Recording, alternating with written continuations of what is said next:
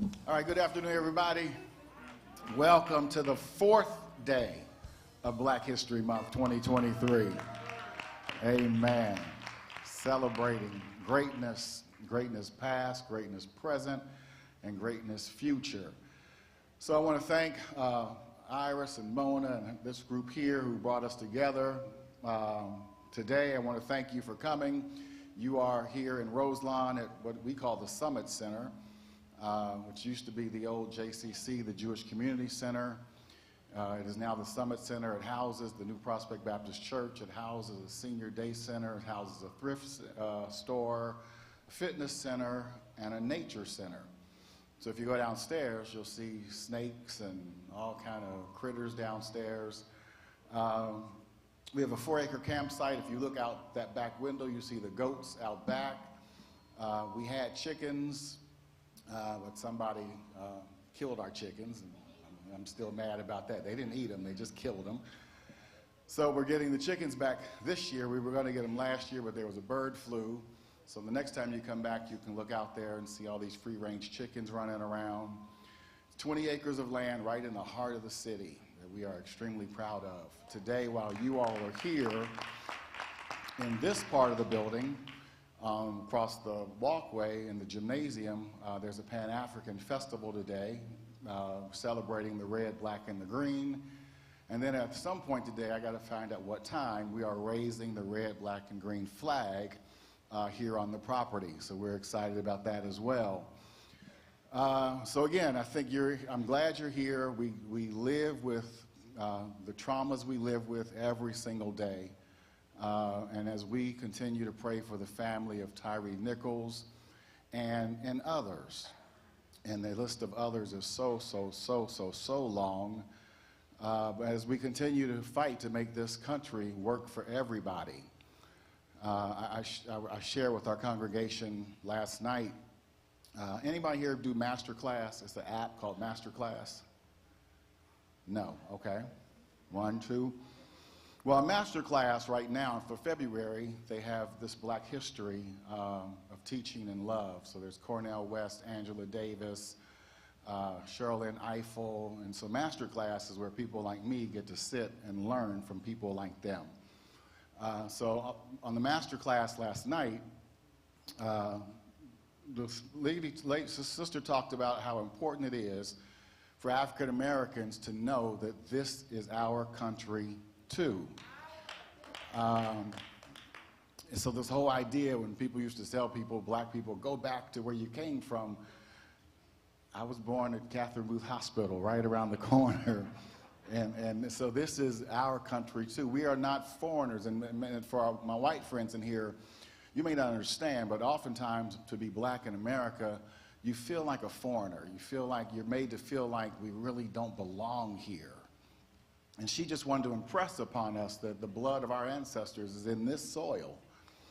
And she shared that the great democracy of America would not even be the great democracy without us, without our fight to make democracy work, without Dr. King and others way before him saying that we do too hold these truths to be self-evident, that all people are created equal. So we're going to make sure. So if we were not fighting for that, all that stuff in the Constitution and the Declaration, none of it would matter because none of it would be true. And so today we're going to raise the red, black, and green flag, and we're also going to raise the American flag because this is our country too. We live with the trauma. I remember, and I don't know what I'm even supposed to be up here doing. Just welcoming. All right. So this crazy trauma that kind of brought us here today. I remember the first time I saw it. It was Rodney King. Cameras, it was recorded. So first time we've heard about it, but the first time I saw it, it's Rodney King just getting beat down. I mean, just beat and beat and beat. Trauma. And then I remember Eric Garner, and he's selling cigarettes or something, and I'm watching it, I mean, I've seen people die in movies. I've seen people die in television. I've seen people die, you know, and stuff that's not real. But now I'm literally watching people die right in front of me. And he's the one who said, I can't breathe. Then I watched Tamir Rice, 12 years old, playing outside with not a real gun, like we used to play cops and robbers. And the cops rolled up, and within seconds, 12-year-old boy. And I'm watching this. I'm like, damn, I'm living through this.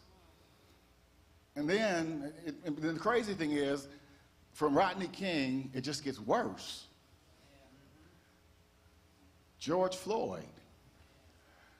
I mean, it's on television. I'm watching it. It's not a movie. It's not a television show. It's not a script. And I just watched this man be killed right in front of me. Ahmaud Arbery. I feel so bad for Ahmaud Arbery to be chased for miles. They're in trucks and cars. You're on foot trying to get away and get hit with a shotgun blast. But then it just gets worse and worse and worse. And then Tyre.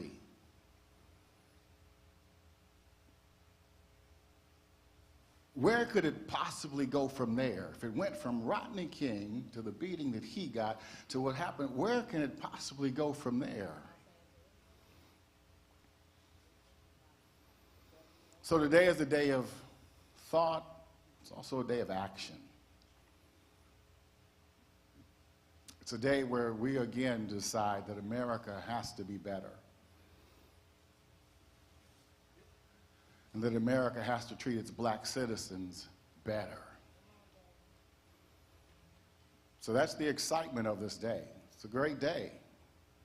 It's a great day. God is going to do some great things, but he has to use us. So I want to again thank Miss Iris, Miss Mona, and you for being here. I'm going to be between here and there. If Iris gives you a break, you can come on over there to the Pan-African Festival. I will find out what time we are raising the flag. I'm excited about that. I told Leah Saber, I go to the flag raisings down at City Hall, and it's awesome, but I'm sitting there going, we don't even fly the flag ourselves. I told you, this used to be the JCC, the Jewish Community Center there. Now, of course, I got 2 flagpoles, so it's easier for me. There are 2 flagpoles out there. They used to fly the American flag and the Jewish flag. Well, today they will fly the American flag in the red, black, and the green right here on this campus. So again, thank you for coming. Amen. And thank you to the wonderful Reverend Damon Lynch III. Let me say this. When we started our struggle 20 years ago, and we'll go deep into this in the policing session, we started at 1829 Elm Street, and we affectionately called it the Freedom Church, because that's where you can go to organize, and we collectively was trying to get freedom. And not just from police, the boycott demands spanned the globe. So all we did is what we're doing today, standing on those who stood before us, who fought for things, and who died for things, and who sacrificed for things. If you've ever run across me and I've cut you and you got iris and eyes, I apologize. But let me say this, my sacrifice is real. I've sacrificed everything that I can do up to my life for black people in this town. And whether you're black or white and you become a barrier and become problematic, get out of my way. I need to ask a favor. There's a sister in this city who's very dear to me, who's my jeweler. I lost the earring. If y'all find it, please give it back. The other thing I need to say doubly again, on that wall to my left is a historical reference in what Cincinnati looked like in 2000, 2001. Please read the stories. Don't take the papers, just read them. You can take a picture of them. But you will see the faces were different then, but the movement was the same. The issues were the same. Hello, y'all. My name is Iris Rowley. I am the granddaughter of Vivian Kennebrew and Big Dave Kennebrew. I was born on the front line. I was born to fight. I don't know nothing but. And I do not scratch my head and shuck and jive in who I fight for. I fight for the people that rest inside of the class of the collaborative agreement. all African Americans and black people who are perceived as such. That's who I am. Thank you all so very much for coming out today. We are standing in solidarity with Memphis because Memphis, like Cincinnati, like Baltimore, like Cleveland, like Columbus, like Akron, like St. Louis, like Puerto Rico, like New York, I'm trying to think of all the places I've been to talk about better police-community relations.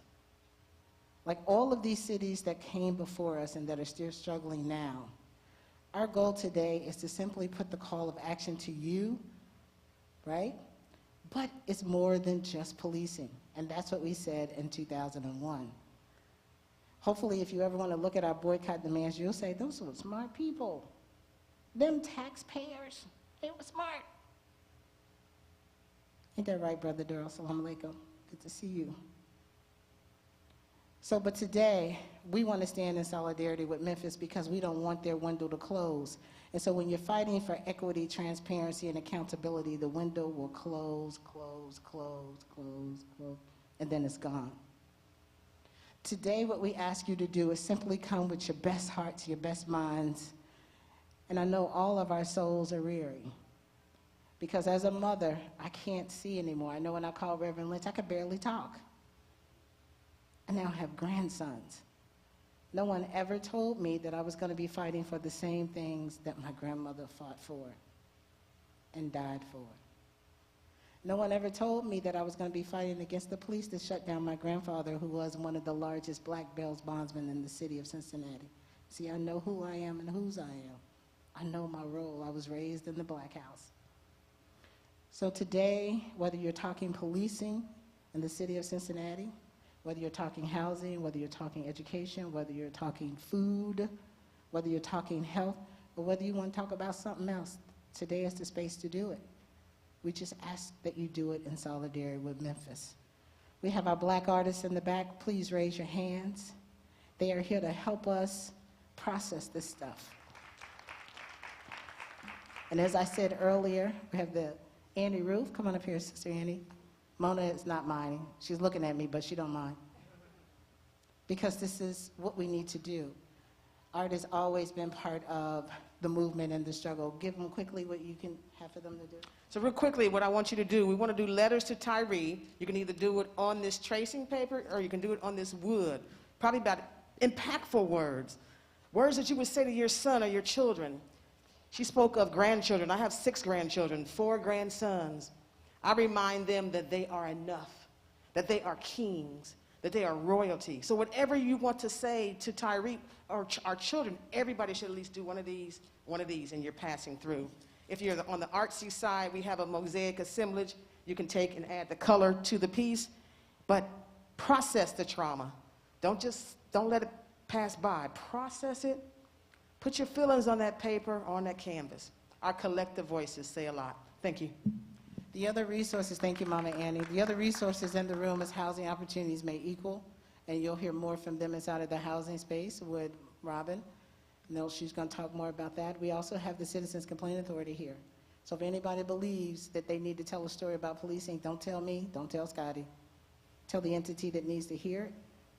And if they don't hear you, then you double back to me so I can get on their butts so that they can hear you. Are there any other resources? I'm sorry, Brothers in Motion, please raise your hand. We got our young brothers in the house. They are here. AKA Cincinnati Water Boys. They donated the water for you all to drink today. So please respect the water. There are some people in America who don't have water, drinking water, clean water, flowing water. So be mindful of the bottled water that you have. Don't get more than one if you didn't drink all of that. Drink all of that water. I think that that's all I have, Mona. Thank you. Slides. Let's see where we're at. So next one, please.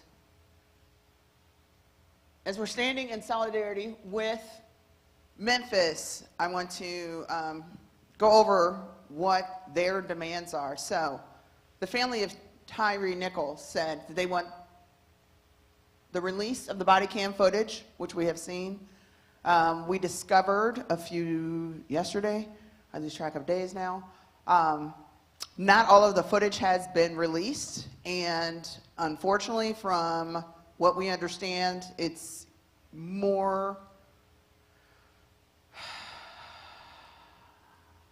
it gets worse. They want the officers charged, the names of all officers on the scene, and the release of the officer files. Next slide. From the community. So one of the biggest things is that we're seeing that some of these policies that are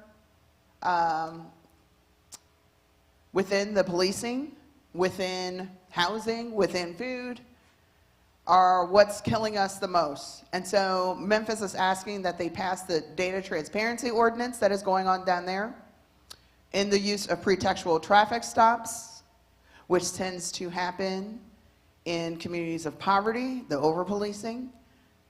When you think about it, how is this applicable here? We are currently in a 2-week traffic blitz. Those can go bad. These are things to think about, right? We called us here today to start paying attention to what's happening, not just in Memphis, but here as well, what is happening across our country, to then take action.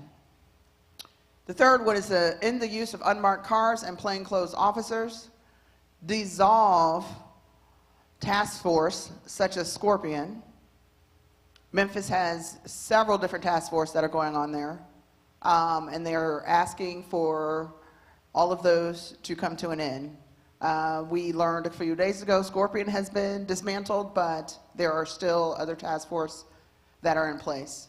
And then remove police from traffic enforcement altogether. So we stand with Memphis with regards to that. You can take that down, thanks. So now, Iris we can talk about the breakouts. So I will be talking about food access. How many of our neighborhoods actually have a grocery store? How many of our black neighborhoods, low-income neighborhoods, how easily accessible is it for us to get healthy foods? A number of folks have talked about how they're taking multiple buses to get to an actual grocery store, and then when they get to the grocery store, the treatment that they are receiving for using things like SNAP benefits is deplorable. Memphis wanted us to recognize the dehumanization that happened when Tyre was killed, murdered. This dehumanization is happening across various aspects of our daily lives. And the fact that we cannot access food in our communities is the dehumanization of us all. And so I'm going to talk about what are some ways to access this food. I'm going to talk about the fact that right now, during the month of February, a number of families are losing that pandemic bonus in the SNAP benefits. But then what also is coming up in the next couple of months is the policy, the federal policy that regulates the amount of benefits that we receive for SNAP, that families receive for SNAP. And you can bet it's probably going down. While we are simultaneously experiencing inflation. Stop killing us. Stop killing us. And what's so bad is that it's a slow death that we are suffering from. Pay attention and take action. So that's going to be the food access session. We're going to talk about how some of us are taking matters into our own hands. You don't want to come into our neighborhoods and build grocery stores? That's okay, we'll do it ourselves. And that's what we're doing. So we want to talk about how you can plug in with that. Next up, Robin, you want to talk about housing? Yeah, thank you so much. Hi, everybody. Good afternoon. My name is Robin Wright Pierce. I am the First Lady at Beloved Community Church, which worships in Mount Airy, and we are rooted in Black liberation.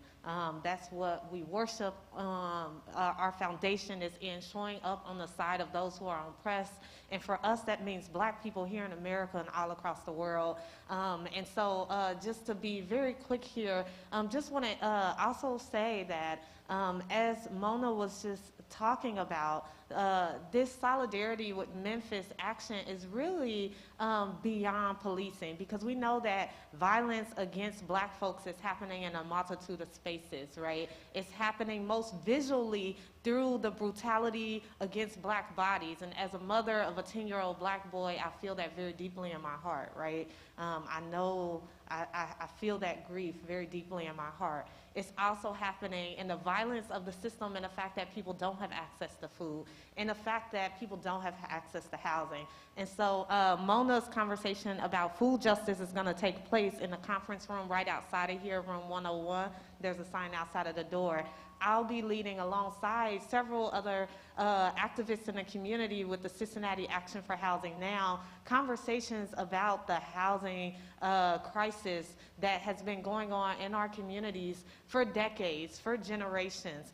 That conversation is going to be upstairs in room 209, about housing justice. And this conversation around housing is really going to center on the reality that 1 in 3 of our neighbors cannot afford their housing costs. 1 in 3 of our neighbors. And while this is now a national conversation, this is an old problem for a lot of us, especially Black folks in our community, who has been struggling to find stable and safe housing for generations. This is a persistent issue that we are faced with. And so we're gathering together because we are mobilizing to decide the future of our fate as people together, because we know that one-time investments is not going to do it. One-time investments is not going to do it. We also know that we have to target the investments with sustainable revenue toward the people who need it most. And right now, the affordable housing that's being funded by the city of Cincinnati is not targeting those who need it most. And we know the data is clear on where the need is. And we have a trust fund that was created in 2018 to meet that need. And so we are mobilizing to launch a ballot initiative to sustainably fund truly affordable housing so that a family of 3 can get a 2-bedroom apartment for under $700 if they're making under $23,000 a year. Or that same family, if they're making $43,000 a year, can get that 2-bedroom apartment for no more than $1,000 a month, right, for their housing costs. That's more affordable. $1,200 to $1,700 for a 2-bedroom is not affordable, but that's what's being funded right now. And so we are mobilizing through a ballot initiative for that. I'll share more about that in that breakout room along with my colleagues from our campaign who's here to help you plug into that so that you can get involved with helping to do something about the housing crisis in our city so that we can fund truly affordable housing. And so in room 209, we'll be having that conversation about our campaign and how you can get connected. Thank you.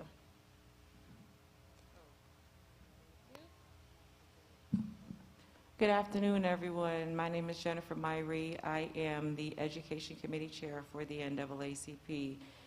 This afternoon, I will be sharing with you all information from my experience of being an educator for more than half my life. Why is education a topic? So there's this issue of carceral contact, the carceral society, how discipline bleeds into education, the preschool to prison pipeline. But more importantly, this morning as I was preparing and coming to this session, I was listening to a renowned scholar, you all might be familiar with him, Dr. Pedro Noguera. And I was listening to him because I was looking for some inspiration for how to come into this meeting with an open heart. And he opened his session by saying, there is not one problem in society that cannot be solved through education. There's not one, not hunger, not death, not homelessness, that cannot be solved through education. So I prepared a presentation, but more importantly, I have a strategy that you all can walk away with today that you can use in the field of education so that we can build our community and we can answer this call to action. I will be in room 205. I look forward to collaborating with all of you. Sister V. I don't know what time it is. Is it good morning, good afternoon? Glad that everybody could be here. I'm going to be doing a presentation on healthcare disparities or health disparities. And while I'm not going to go too far in it, I'm going to paraphrase what Dr. King said about injustices, and he talked about and named in particular healthcare. The most shocking and most inhumane is healthcare. And so we hear a lot of disparities. A lot of stuff came up after COVID, and we saw firsthand what disparity looks like, and it looks like us, but there are reasons for that. So I'm going to be discussing those reasons for that. We're going to go a little bit into medical apartheid. How many people have heard of that book, Medical Apartheid? Does anybody know the name of the person who wrote the book? So we are going to make sure that we discuss all of that because it's not just surface. It goes beyond high blood pressure, obesity, diabetes. It goes way beyond that. And we're going to be talking about on the DNA level, okay? So I will be in room 107 for that discussion. Hope to see you all there.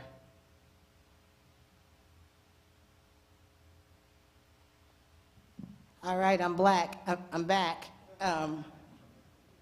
My name is Iris Rowley, and of course, if you live in the city of Cincinnati and you've been a part of any movement, any conversation, any strategy around policing, you know that the collaborative is centered that. Ms. Mona talked about Memphis asking for the body cam to be released to the family. Well, Memphis reached out to Iris Rowley and asked, how in the world did you do that in the city of Cincinnati, even before the family was able to view the footage? We simply sent them the collaborative, we sent them the state statute, and we sent them articles of how we expect and demand from the powers that be, and some of them are in the room today, that when we signed this agreement in the year of 2001, after our 2 and 24. So I want to make sure you all got the history correct. Jeffrey Irons, a black man, was killed at the hands of Cincinnati police who suffered from mental health disparities. Within that 24-hour period, Roger Owensby Jr. was murdered. 2 blocks from where my business sits today. So every day when I go to my business, I see the blood. I see the trauma. I feel it. I told you all earlier, I'm a mother of 3, grandmother soon to be 7. It doesn't escape me. Also in the midst of reforming, holding Cincinnati accountable, I lost a cousin to UC police, the 3rd one, Kelly Brinson, who suffered from mental health issues. So this is nothing new to me, and I try to always wrap myself around the ability for you all to give me some grace, because when you put yourself on the front line like I have, it has not been easy. These things hold true across the country. So when Memphis called and said, Iris, can you please tell us how y'all did it? Because they called the citizens. How did you enact 24 hours and 48 hours? And it seems as though, Vice Mayor, to all the people in here who people have colored in the boxes to represent them, we're the only city in the states that does it. And that came from black people, because we were sick and tired of being sick and tired. So I'm going to walk you through the strategies that we have. We have a rolling document. We call it our 34 points, some of which Ms. Mona talked about. What Memphis is asking for is what we're working through now. And we're also gleaning, which is very unfortunate. We shouldn't have to learn when someone dies how to make our policing, our housing, our education, our health systems better. We should not die. We should not have to wait for someone to die to do better. And that is what this document called the Collaborative Agreement does. Let me say this to you all. For anyone, if you come into my session and you want to poo-poo it, be careful. This came off the backs of black people who died in the city of Cincinnati and who still are being traumatized. This work is our work. We wrote it. Our attorneys represented us.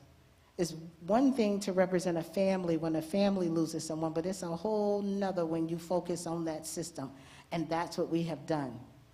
So I'm going to challenge you all. If you come into it, I'm here for it. But we're going to give each other some grace and love, and we're going to leave out with some calls to action. I will be in the sanctuary. As you see, the pictures are there. Here's the QR code. You can get every document that's associated to the collaborative so you can read it, so you can understand it, and so that we can make it last another 120-something years, and so that we can teach communities how to organize. We're the only city that has the community smack dab and design of policing strategies. And if y'all think that ain't nothing, call Memphis.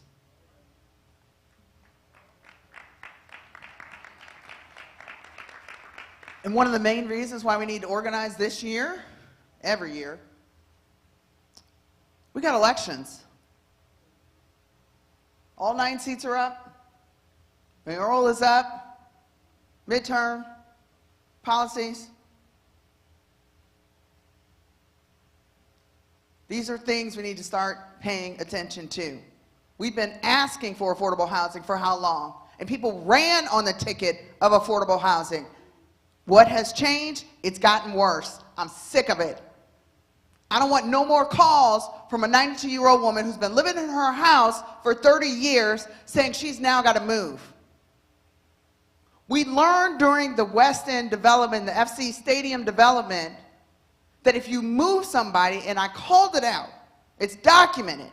You can go pull up the tapes from the city council meetings during that time. We said she was going to die in less than a year. 8 months later, Miss Mary is gone. About 10 months later, Mr. Ken is gone. I'm tired of us getting killed by the decisions that are made. It is time for us to make these decisions, to take action. So we're going to break out, and it is now 1:40, so we're going to come back here at 2:40 and talk about those next steps of action that we need to take. See you in an hour. If you need a refresher on what room number, let me know. It is, the sanctuary is policing. The food is the conference room right outside this doorway. Housing is 209. Education is 205. Can I sneak out of there? Yeah. Please don't forget. Come on, guys. We need to get it moving. You got the rooms. Policing is over here to my left in this corner. Come on over. And while you're walking over, if you see that QR code, scan it so you can have the documents. I don't believe in traveling with paper anymore. It's too much. Y'all not moving fast enough. These issues is not important, First Lady? All right. I'm just trying to get it together. Yes. Yes. Ashley, if I can have my laptop up here, please. Can I have my laptop up here?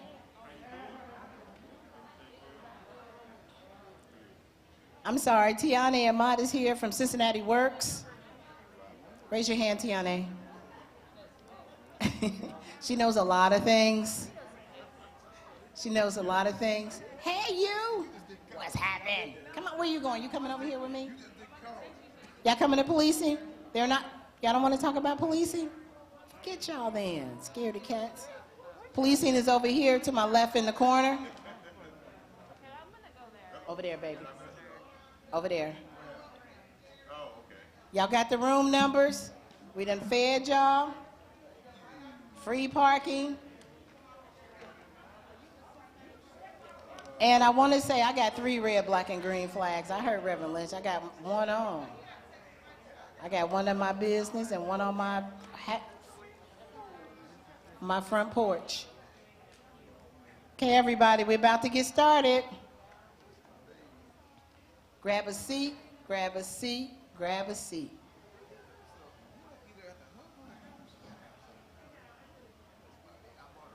Put this over here. Yes.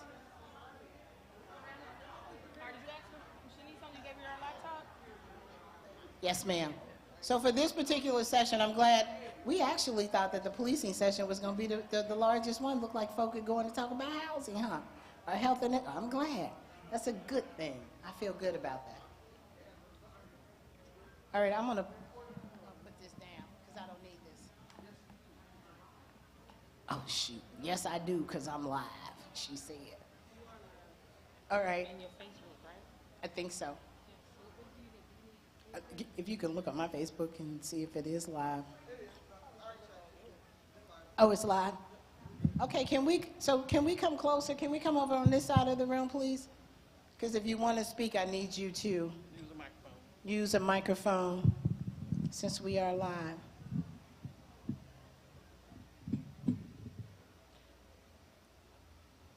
Now, we could do this one or two ways. Actually, if you want to take him, you want to go to another room? You want to stay here with us? All right, I need you, just in case they get out of hand. That's my bodyguard, yes. I'm going to share, we could do this one or two ways, great people. That sounds like a threat. That's what the police said. I am the police. I pay for them. I'm the taxpayer. I'm everything. I'm all that. I'm Eve, you see. I'm Hebrew, Muslim, Christian. I'm all that. Anything that I pay for, I'm all of that. I ain't scared. So one of the things I wanted to walk you all through, Anise, can you pull up for me, not the reform goals, but I wanted to do a brief history. Summary of the Cincinnati Collaborative Agreement. Anise, if you could put that up on the screen for me.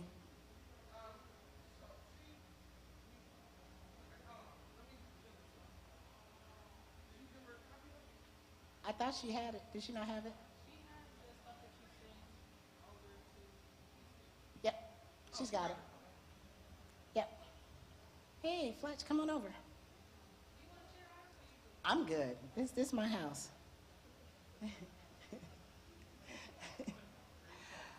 So I think I want to ask you all, can we come just a little bit closer? Because I don't want y'all to have to scream. We all got on masks. Hey, Zeke. And I'm actually grateful that, long time coming, huh? You're amongst power. I'm actually glad that this group of people is as small as it is, and that lets me know that we've been doing some work, right? And while we do have some issues that are extremely concerning, it lets me know that we've done some great work. Because in all of the 21 years that I've done this, every time I call a meeting, it's a huge meeting. But I wanted to walk you great people through the history, just a little bit, of what happened and how we got here. Because I often talk about sacrifice, and people don't. Excuse me, ladies. Marjorie, excuse me. I need you over here, ma'am. Yes, you. Yes. I need my young people. Because they're here to learn. They're not here to talk, they're here to learn. Yes, ma'am. So one of the things that the Cincinnati Black United Front, what we had to do in order to get this amount of equity in policing was several things. First, we started with collection of the stories. We were in the streets, but we also did a sanctions on boycotting tourism. Anybody got any idea on how much work that takes? It's a whole damn lot. It ain't easy. So that meant we had to reach out to those who were coming into the city of Cincinnati and ask them not to cross our boycott lines. Now, I know that oftentimes we think that that's simple and easy, but it's not. Because the people that we were fighting for were the people who actually lost their jobs first. So when you shut down conventions like the National Baptist Convention, who took $1 million hit for us, canceling their conference, black folks started getting fired from the hotels. When you shut down the music festival, not for 1 year, not for 2 years, but for 3 years, black folks start losing their jobs at restaurants, bars, and the like in downtown and around Cincinnati. And folk were angry with us because we believed that we were trying to do a greater good and that the city and the police were dragging their feet. So we used every tool in the civil rights toolbook. And I want to say that because I often hear people say, oh, them measures don't work anymore. Well, what else you got? A sit-in is, I mean, a lie down is a sit-in laying down. A march is a march. It simply is. So we used all of those tools, but it took a lot. Because not only were we trying to ask people not to come into the city of Cincinnati, we were asking the people in Cincinnati, don't go downtown. Because we understood where the flow of money went. So I think it's pretty courageous of those elected folk who say, can you come closer and work with me? Because I get to bring all y'all with me, right? Because they understand that the collective is who I represent. So I wanted to give y'all that. And I also wanted to tell you that my husband lost his job. We lost our home. I lost a child fighting in juvenile court. Marriages broke up. People were really impacted by trying to get some work done. So when you roll up on me and you roll inappropriately, I push back. Right, Zeke? Because my sacrifice is real. Y'all don't get to step on that. You can be critical about the agreement, but my sacrifice, you don't get to be critical about. Because trying to fight one system while your child is in another is a whole different thing. That's a whole different thing. And it wasn't just me, it was many of us. So let me get to the work. The black community, we experience police as it occurs, like predators since we can remember. And this is why we ask our non-black brothers and sisters to give us the ability to lead on what we want that change to look like. We're now seeing that policing are killing non-black people, but not as great as they're killing black and brown people. We just had one in Wyoming, right? And like everyone else, black residents, what we wanted was peace. We want safety too, but we also want police accountability. Who pays for their own oppression? Who does that? Black people do. So we started the collaborative first by listening to our community. And it wasn't easy. And as I said earlier, we had the 2 and 24. And I did get confirmation, and I know I talked to Matthew and Gabriel about this, but the connection between Memphis was extremely agonizing. And I saw where Mr. Owensby said that that's his brother, that is the stepdad to Tyre Nichols. And they both were killed at 29 and at the hands of the police. For me, I'm telling you, it was how much. So when Reverend Lynch, what could get worse? Hell, Los Angeles was worse. Did you see the W amputee running down the street, get shot down in the street? I mean, right, that's worse. And it seems as if that worse is what folk are getting at, right? And then we know we got some crazy folks on the federal level and on our state level and even on our local level that sanction that. I don't know what happened, but I'm going to keep going. So our lawsuit, just so you know, just for your edification, it spanned a 30-year time frame. So from 1967, we studied race riots, civil unrest from 1967 all the way to 2000. We took all of that information and made it part of the document that you now know as the collaborative agreement. But we started by listening. What we found in that history was repeated flashpoints. I remember protesting with my grandmother, and so I remember that they were fighting for police equity and accountability. I remember these things, but they never got it. We found that there were 13 blue ribbon panels. We found that there were 13 sets of broken promises. And, I don't get mad at black folks when they say, Iris, ain't nothing gonna ever change. I understand it. I understand that thought. Because if you're looking around every day, you believe that ain't nothing gonna change. But our attorneys understood that our voices needed to be heard, and I don't ever want to leave the Al Gerhardstein out, Scott Greenwood, and or Ken Lawson. We had a dream team of attorneys.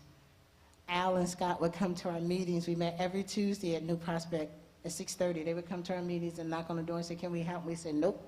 We need some black attorneys. We need our lands to have color to it so you can understand the trauma and the pain." I don't know who called and said, "You know, that is Al, right? That is the guy. That is the guy." And his brain is phenomenal in this area. And I'm so proud to have worked with him and continuously work with him. The collaborative agreement and the memorandum of agreement was negotiated by the DOJ and the city, police union, city administration, and guess who else? Us, CBUF.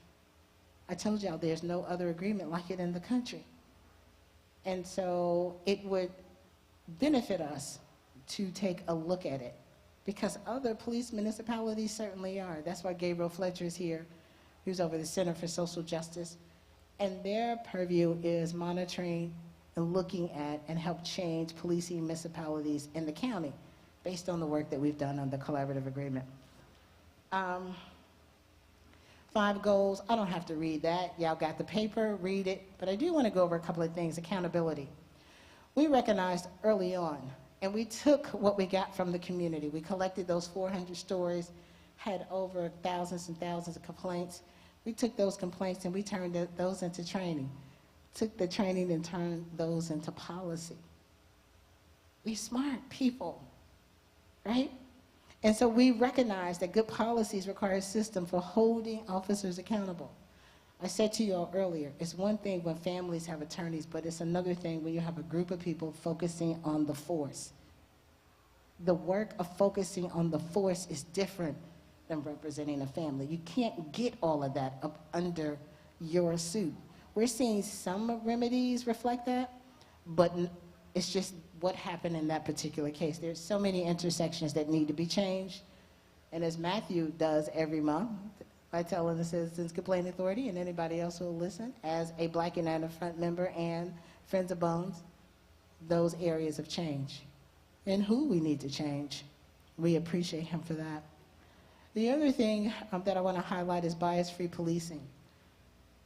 These are the spaces and the places where you get to policy. It's one thing to just say it. It's another thing to have to drill down to figure out how to eradicate chaos in a policy. That requires time. See, it's easy to go protest after someone is murdered. That's the easiest thing in the world. It may be difficult, but it's easy. What's hard is staying at the table and facing the devil, looking at the devil eye to eye, saying this is what needs to change. Even through your pain and suffering and sacrifice.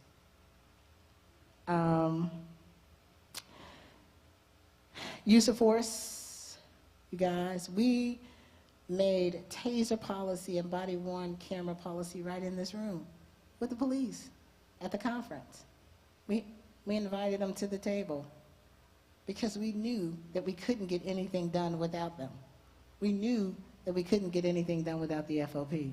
And while they took a secret vote, not all of them wanted it, a couple of hundred did vote to say that they did. The smart ones understood.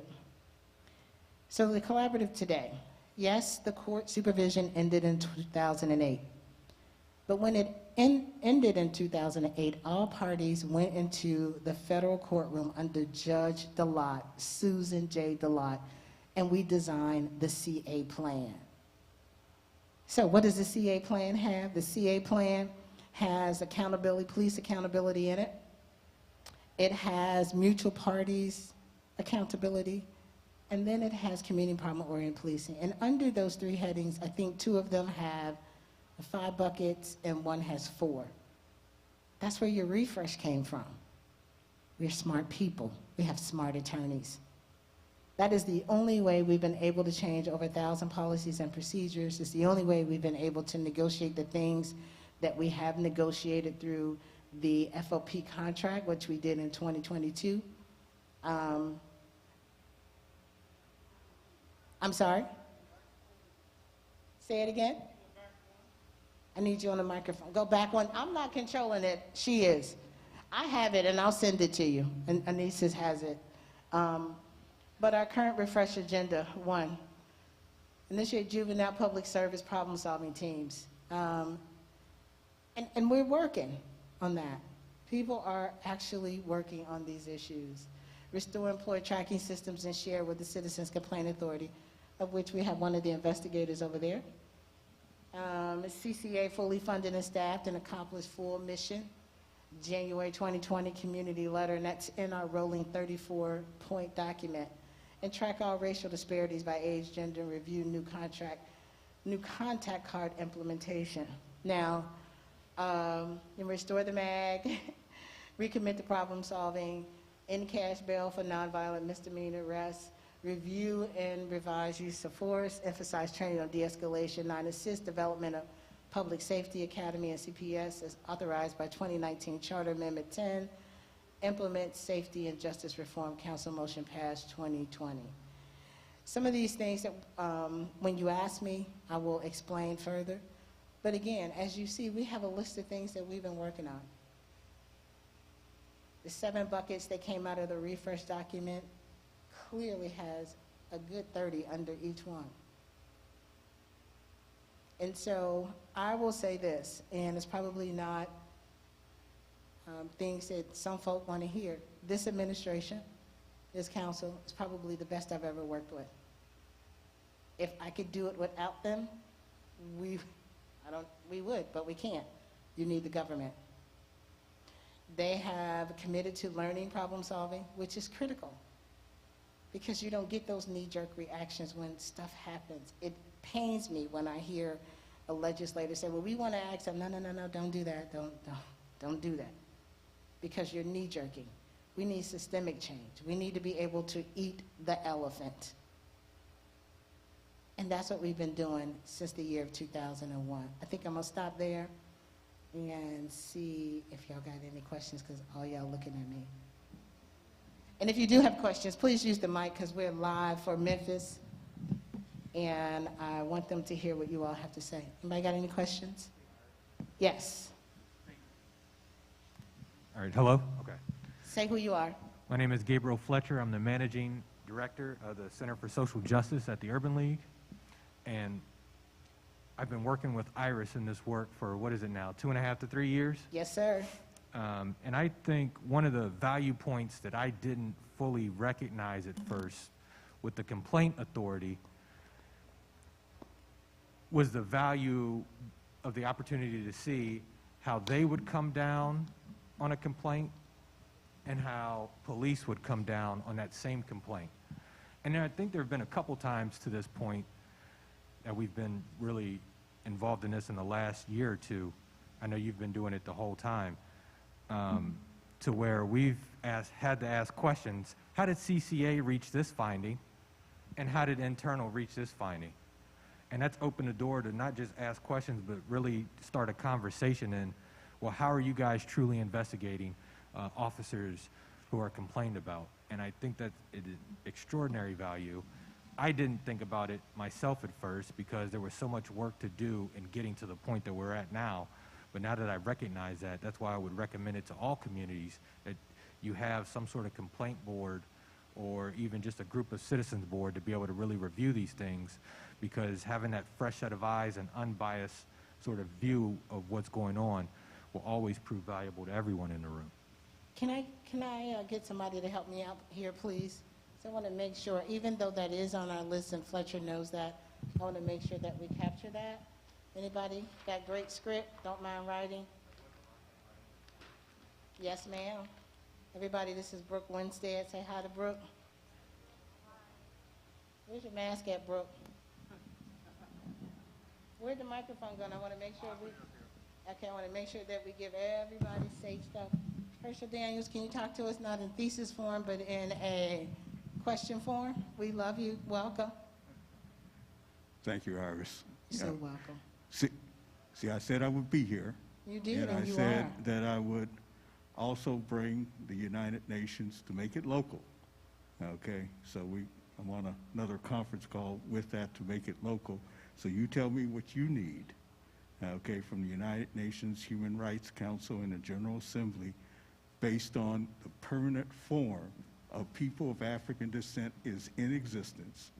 And you here was referenced because you spoke in 2015 on the 21st Century Policing Task Force. You and I, right? Right, yeah, right. But you have been in it. I went through the economic part. I said, what you need on the economic part in the $88 billion PNC agreement, you then tell us what you need. I help write it. You tell us we're going to meet on virtual here across the nation, March 21st through the 24th. And then in Washington, about 1,200 of us. But the Urban League signed an MOU with Biden's administration last month that can be used here to talk about poverty, okay, that we look forward to working with you in the organization because remember this, police are our employees, public employees who are empowered by us. We, the people of the government decide that. And Iris hit on a key point. This is our government. How do we want it to happen? And the president has said he's behind us. Let's take that dog out to walk here. Thank you, Iris. I love you. Thank you, Herschel Daniels. And we're going to get back to you. Something that you said, Herschel, that sparked me, but I'm getting younger, so my brain went out on me. Yes, ma'am. To this point, I have a question since we are the people and we help pay them.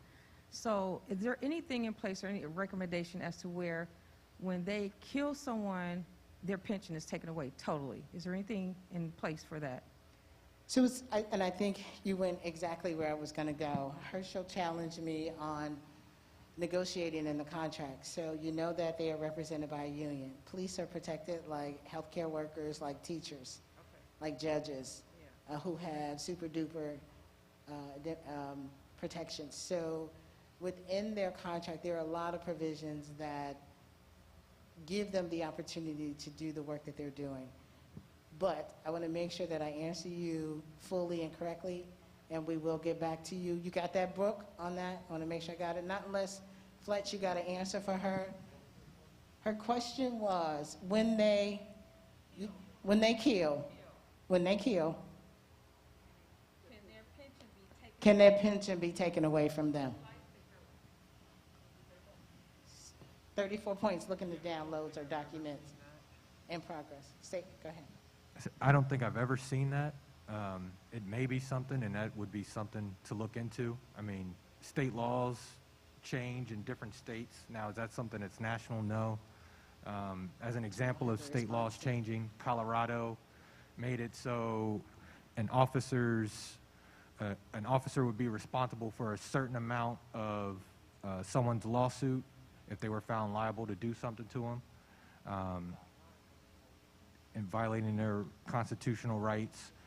And so I've never seen that, but I mean, that's an interesting sort of place to begin. I've seen people talk about that before as a way of making them think twice before they do something, that this could impact me personally at the highest end, not just at the lowest end, and also potentially start impacting other officers around me in their pocketbook too. So. But we definitely can add that to that. So, ma'am, listen, because I don't want you to just say it. We're going to add it to our list because you said it. And if it's something that we can work towards and get to, we will. Because when dear brother Herschel asked me about negotiating the contract, I want to say this to you all. We did that a couple of years ago. We submitted 6 things to our city manager. We got 3 things negotiated, but they're negotiations. They want something back. And the 3 things that we got meant that they got, do you remember what the raise was? I think it was 4%, 5, 4, 3, or something like that. Yeah, so you got to be ready for that. The work that we've done consistently over the years, this was the first time we went towards and went at the contract. We have done our work through the administration. Not the electeds, but the administration. So all of our work resides and lies in the city manager's office. Yes, sir. But we got you. We're going to work on it. We're going to call you to help us, too. Yeah, my name is Donald Jeffries. I got one problem. When the police kill somebody, shoot somebody, why do you always put them on death duty? Is death duty like a punishment? I think when it be on investigation, they should not be paid by the Your dollar? investigation. Yeah, by your tax dollars. All right, we Yeah, got by that. the tax Anybody got dollars. a answer for that? And I will simply say that I know that that is part of their protection inside of their FOP agreement, to protect them. That doesn't mean we can't get at it. Just means that they have protections, and not just locally. You got an answer for him? It's hard to hear him. Was he asking about? Why are they always put on desk duty when they act up on their jobs, kill, So, maim, rape, rob, What you were steal? getting at, dealing with contracts and everything else, at the end of the day, it boils down to they have due process rights built in to whether or not they're going to be terminated or how they're going to be disciplined. And I mean, that's simply what that is. Most of the time, the chief just can't say, that was horrible, get out, when there's a contract. At least in not in a place. union state. Right, that's what it, so, There are that's some like, states where you can just be fired, but and it's also limiting liability to some degree too, not just as punishment for them too, right? Because you're saying that we believe that this officer may have done something bad, or at least we're investigating that. We don't want him to have any more contact with the public, right? Because if he does something again, now we've knowingly really put him out there and place to do that. So it's could be construed as a punishment, and it can also be construed as limiting liability, and in some instances, they would probably argue that, you know, we have this person on desk duty as a way to help them get emotionally straight or stable after some sort of critical incident occurred too. wait a minute, if you don't talk in the mic, we can't hear you. So, we are seeing in some instances, like Rose Valentino, she didn't get desk duty. She got sent home and ultimately fired, but she still has due process, also, when she was, you know, hurling out the racial slurs and being very hateful. What are you trying to say, Mama? I said it should be called accused with pay.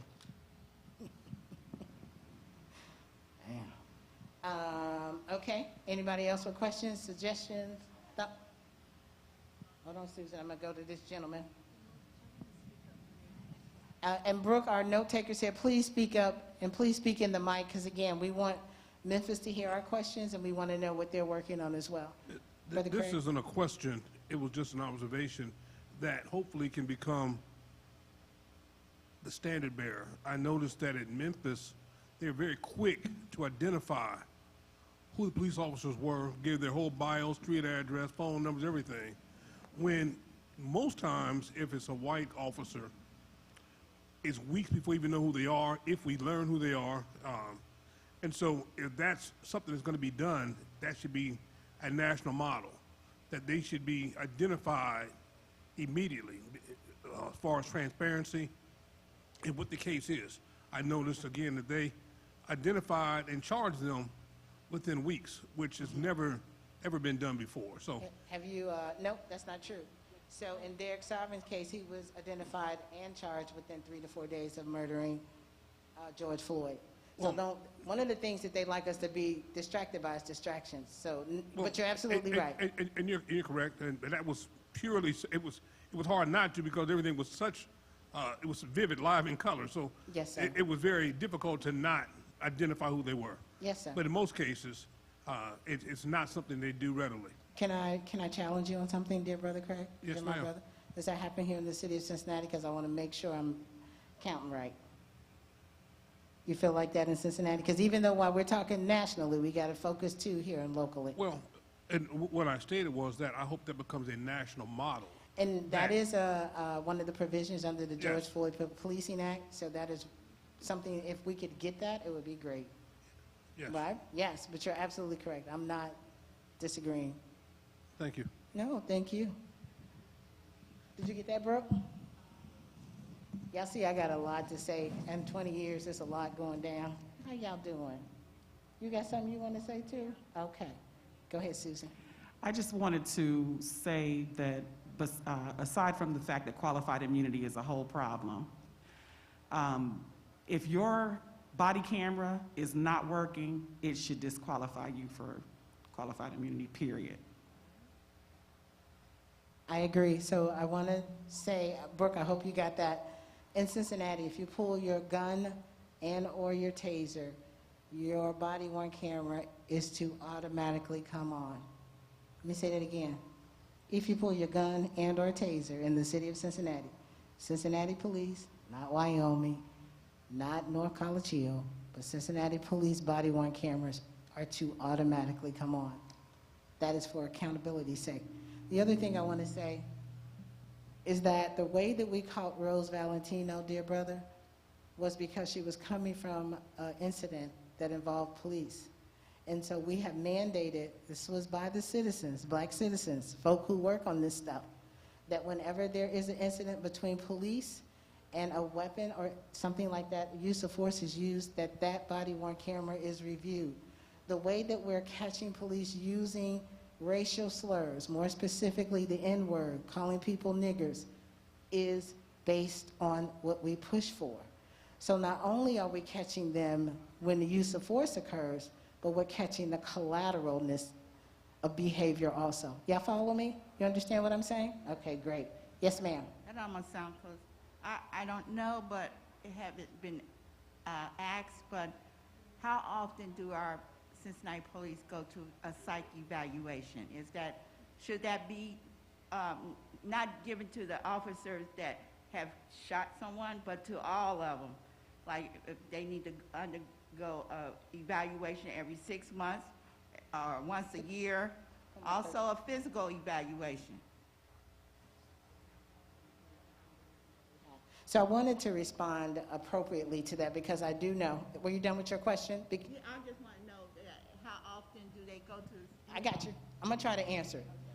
Because they do psychological when they first are considered for the job. And then when critical incidents occur, then psych comes in also. There was an officer who did a rant on Facebook maybe last week, and he was saying, you know, we got officers in the city of Cincinnati who need psychological testing. So I challenged him, because if you're on Facebook saying that, you might be one of those officers, but that's just my thought. I challenged him. I said, okay, dear brother officer, because I pay for you. You're absolutely correct. Here's a way to get it done. First, let's waive all your bargaining rights. Let's get a petition and let all you good officers who believe that officers need to be tested within every 6 months outside of a critical incident, let's take it to the administration and let's get it done. You know what he said? We would never waive our bargaining rights. Now, what's to negotiate? I said to you all earlier, but when you go into the rights of them, they want something back. They want something back. Not that he wanted to do it for the goodwill of the people, and it's the right thing to do, but you want to negotiate. I'm not down with that. I said, well, I don't know what to tell you, but I'm going to continue to push for it. So when we push for it, things have to be negotiated. They can simply say, we are the good stewards of our job. We represent the citizens of Cincinnati on the front line. We respond to these calls. What we see every day is traumatizing our lives and is making us go out of our minds, and that we want to be psychologically tested every 6 months. I agree with you. I'm not a police officer, but don't think that we don't need the same damn psychological testing after you traumatize us on the street time and time again. So if I can endure it, you can't. You might not need to be a police officer. But I'm going to get the answer for you, dear mother. Make sure we got your email or contact so we can get all the answers back to you. If it's not, I know I would ask our young baby to look in our 34 points because we do talk about psychological testing. But again, we want to make sure that we ask the question that you're asking. Thank you so much. Anybody else got a question?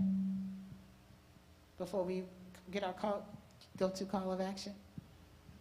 Nobody else wants to know? What's it say? Let me look for it again. You see anything on there psychological? Keep going. Anybody? Fletch, you got anything you want to say to that? Matthew, Julie? Y'all quiet? What is that about? Anybody else? Where are all these people who call me every day about policing? Yes, ma'am. I do know this, they used to have, I don't know if they still do it or not, because I did take the training. They have a Citizens Academy that you could go to, and you could see actually what they do in their job. You will actually go to a simulator, because I shot myself, and shoot, and pull the trigger. So you didn't become an officer, did you? No, I wasn't doing Okay. that. I was just going, it's the citizens, where the citizens can learn what the police do. And you, like I said, they do a simulation where it was a domestic violence, and they thought the man didn't have a gun, but he had one. But how'd you shoot yourself, though? Because I had to shoot, they had to shoot at these things that move, and I couldn't. Talk in the mic. You had to shoot at these moving objects, and I couldn't pull the trigger, so I turned the gun around to pull the cock it, and he said, "You just shot yourself." And I said, "No, I just cocked it." He said, "You still shot yourself." Okay, you don't get a gun I don't need that. or a badge. Thank you for being honest. Yes. What were you at, Cinnamon? You trying to tell me? 5-minute flag raising? All right. Thank you.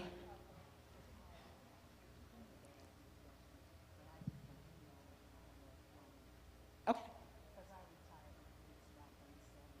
We can't hear you if you ain't gonna talk on the mic. Are you just talking to me, or you talking to me while we having a... Wait a minute. Okay, well, wait a minute. Let her do her thing, and then we're gonna come back to you. Go ahead, Tiana. Just a quick question Can you around introduce the... yourself, please? Hi, Tiana Amat with Cincinnati Works. CEO and President, Cincinnati Works. Go ahead. Yes, thank you. Former interim CPS superintendent, teacher and principal. Black Women Rock. I'm sorry. Black Women Rock, that's right. Just a clarifying question. One, I know we have the Citizen Complaint Board. I would like to know the composition of people who determine whether the officers are aggressive or just completely not following the rights of the citizens, and then numbers, statistics. Out of how many complaints, what was the percentage of officers that were dealt with? That's a great question. And CCA has a professional staff of 8 investigators, and here's one. Your name is? Oh, yes, I'm Joseph Vesper. I'm a CCA investigator. Currently, we're down 1, but we're going to try to go ahead and get another investigator in the near future. I know a lot of us are prior attorneys. We have a prior military and prior policing beforehand. It's a lot of what we kind of did before we ended up at CCA. How many total investigators do you have now? I believe we have 5 right now. And tell Ms. 4 or 5. Yeah. Where she could find her data that she's looking for. Yes, if you want to go to the CCA website, through the City of Cincinnati, we have our annual reports up on there that you could go ahead and view if you'd like to. In the back here, we also have 2020 and 2021, the booklets, if you'd like to take a look at them. Now, but here's the other thing. CCA meets every first Monday, and you can attend the meetings virtually or in person. They're in City Hall. It is our job as plaintiffs' reps inside of the collaborative agreement, as a Cincinnati Black United Fronter, I monitor what they're doing. And each and every month, they probably wish, and there are a couple of board members in the room, and we're going to get to them because they need to talk to you about the board. So there's the executive director and the professional staff and their assistants, right? And then after they get done, then the board gets to review the findings from the professional staff. It is their duty to look at the findings to say whether they agree or disagree with the professional staff and to ask more questions. And then that is where your voice gets to be heard. That's where I show up.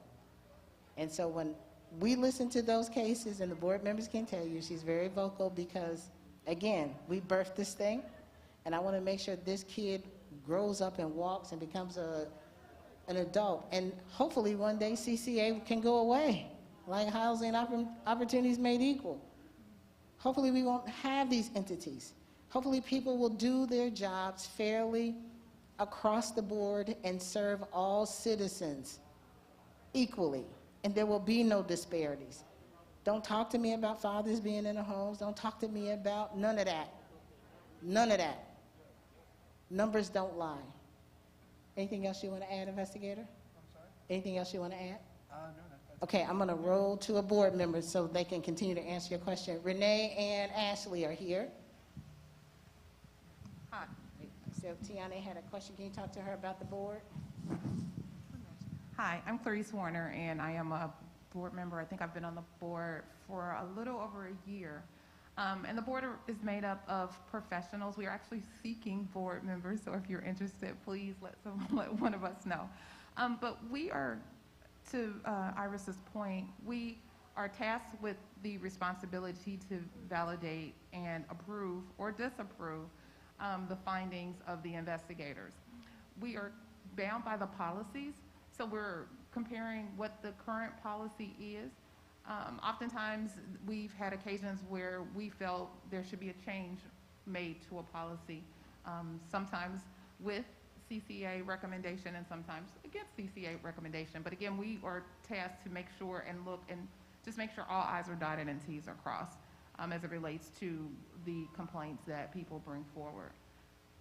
Another thing, Tiana, and for your edification and people in the room, CCA is codified, meaning that you can't get rid of it. Now, they can defund it, and they have, but in order to shut it down, you have to put it on the ballot.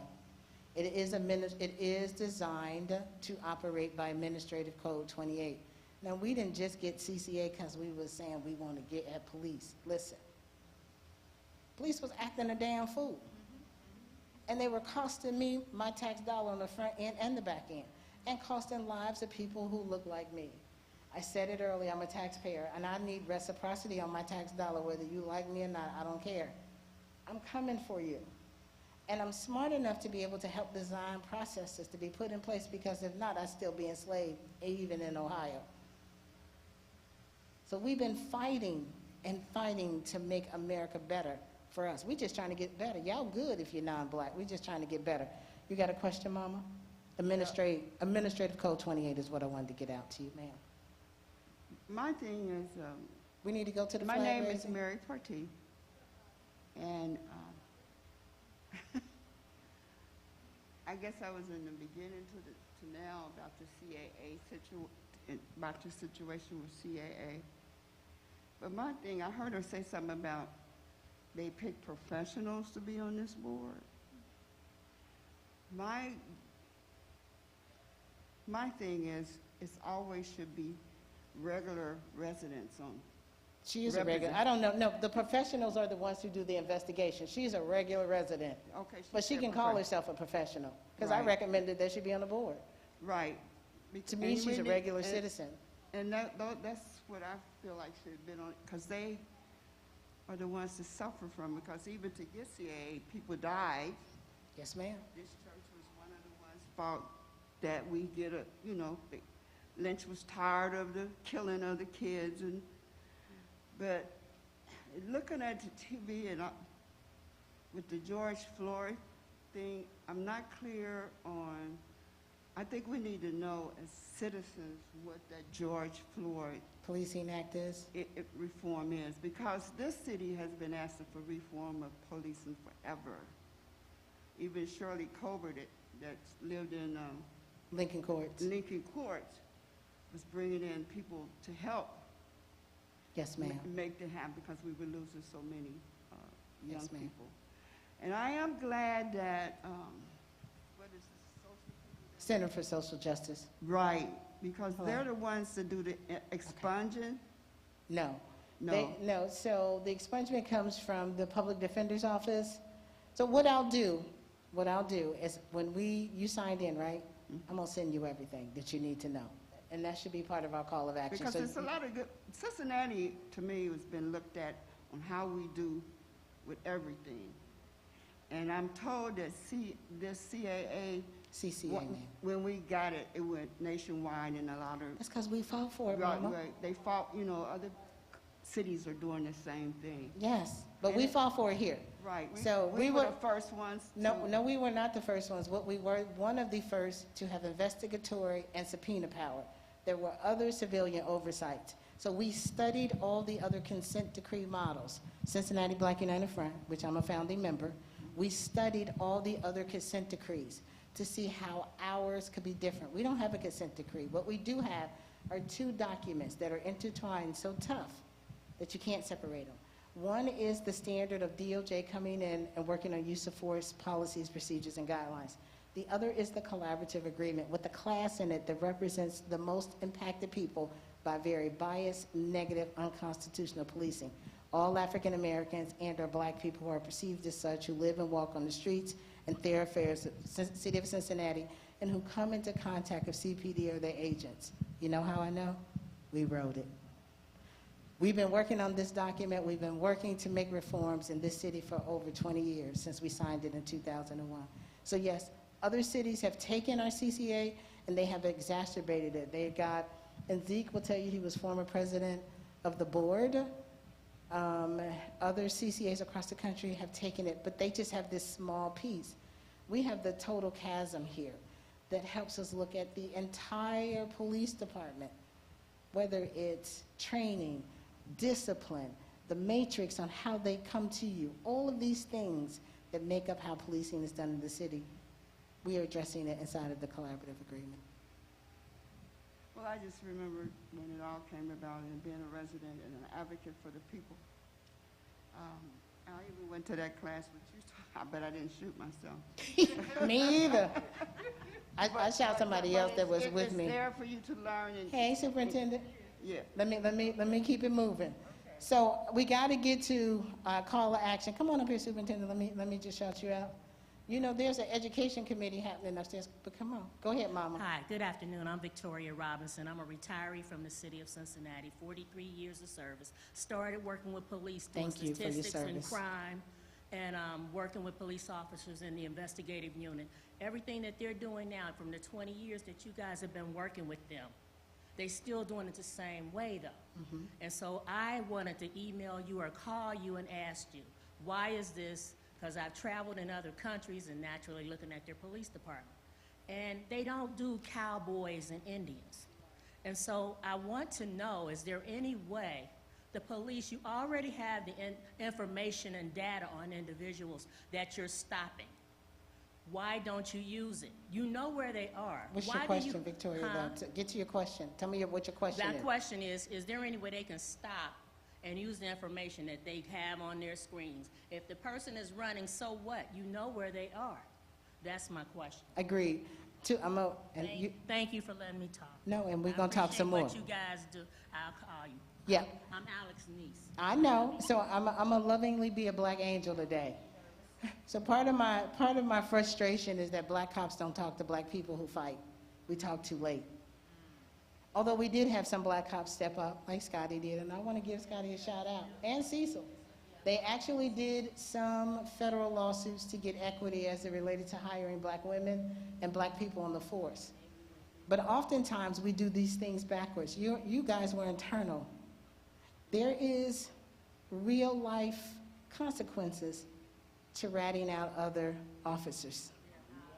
So we need not act like it's just on us, right? If you are inside, we got to figure out how to communicate with outside, because part of our goal in the collaborative agreement was to make life better for black officers. But we couldn't get black officers to stand next to us. Figure that one out. But I got you, because now it's not just on the screen, it's the contact cards. And we have reduced the use of force since 2004. We've reduced use of force by 54% by using problem-solving strategies. It ain't great, it ain't utopia, but we are doing some things. But we have reduced contact with police, which those interactions become hellacious, by 57%, by using data-driven strategies. And the police agree, and these are their numbers. In 2001, CPD arrested 35,000 people. In 2020 was 11,000. So we are doing some good. But I hear you. Brooke, did you get it? Because this is going to be part of our call to action. We're going to call on you to. I can't stay. I left my information, and I'll try and get virtually to the meetings. You know, we every Friday, policing in the pandemic. Who don't know that? Tell me who ain't seen us on the internet? The INNANET. Who ain't seen us? Superintendent, love you more. Thank you for being here. Did you go upstairs? Because there's a whole education room. What you got to say to us? Just say something to us. Well, I think first I want to say thank you for continuing to be the leader that you are in this community. You know, being new to Cincinnati, February 2nd was my 9th month here in the city. 9 months it's been already.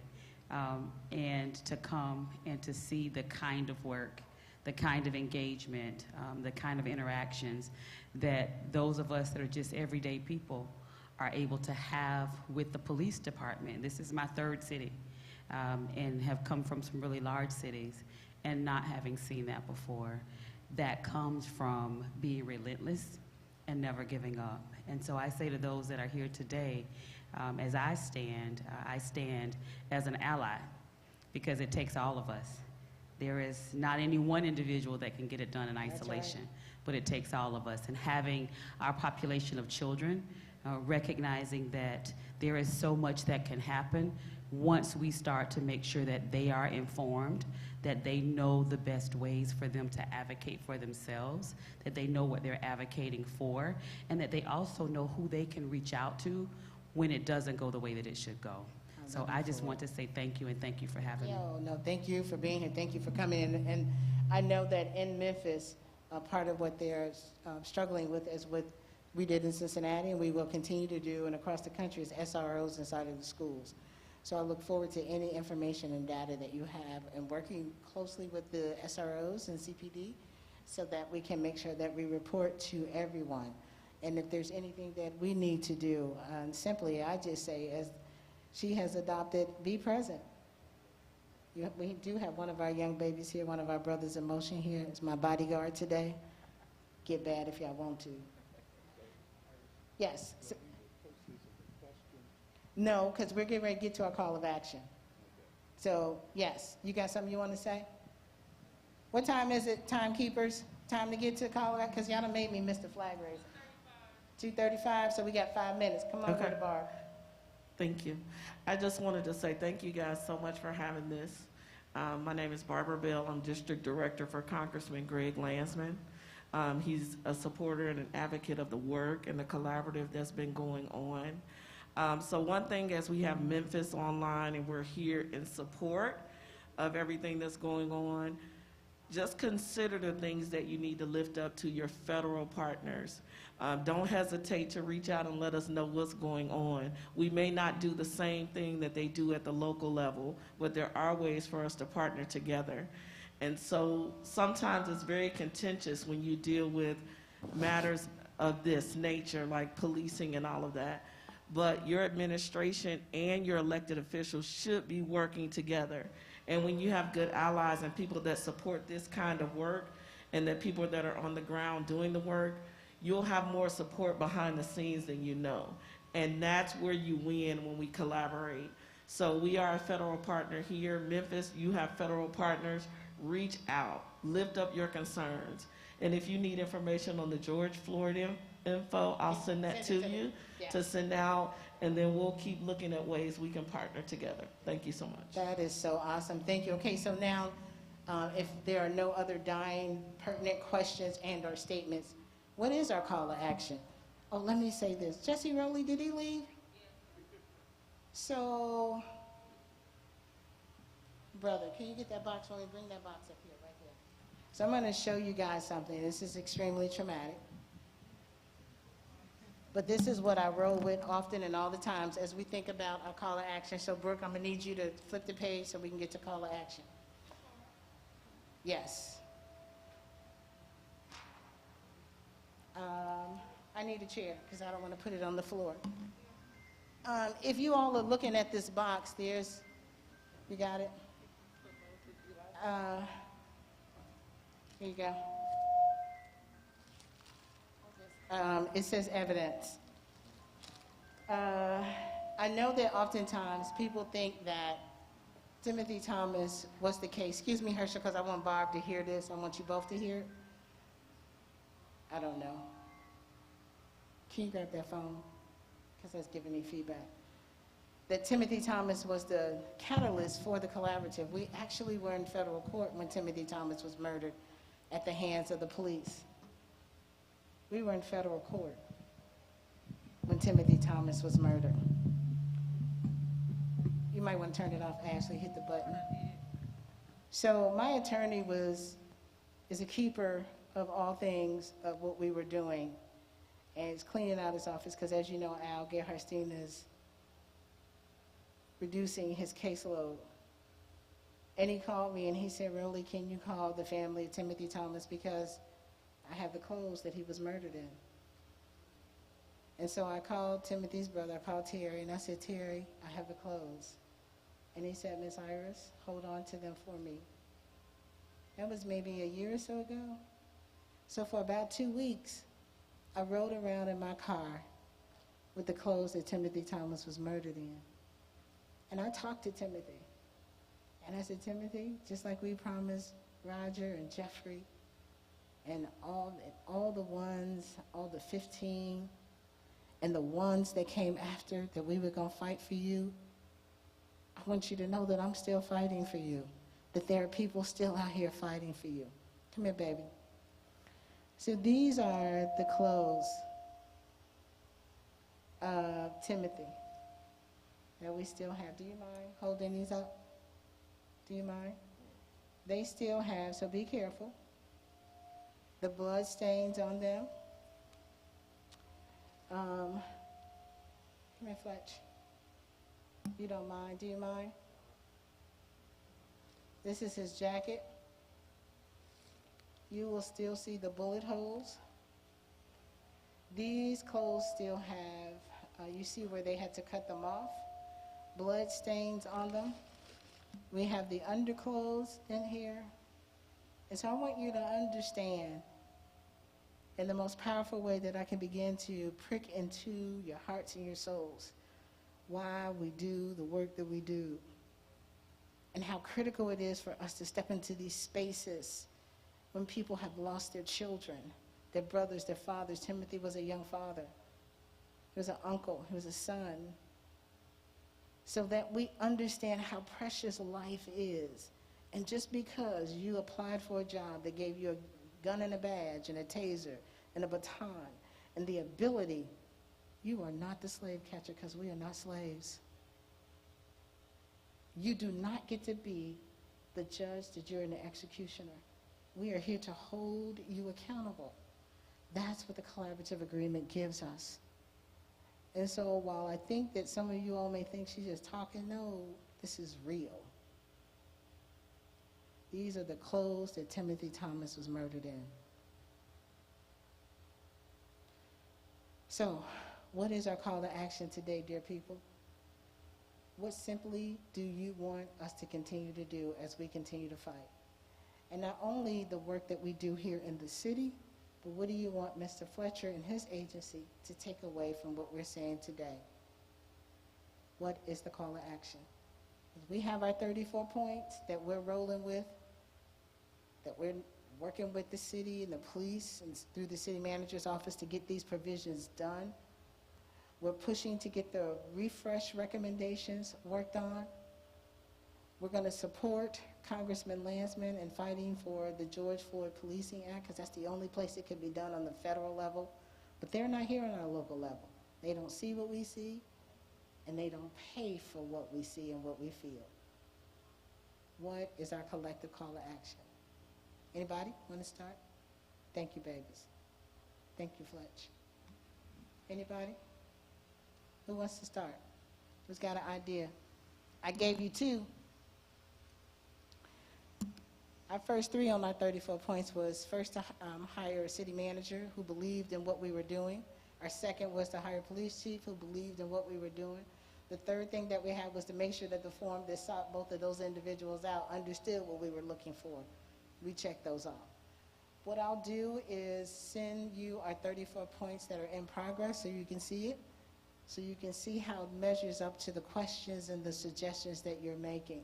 And if it does not, to the greatest extent feasible, say what you believe it should say, communicate.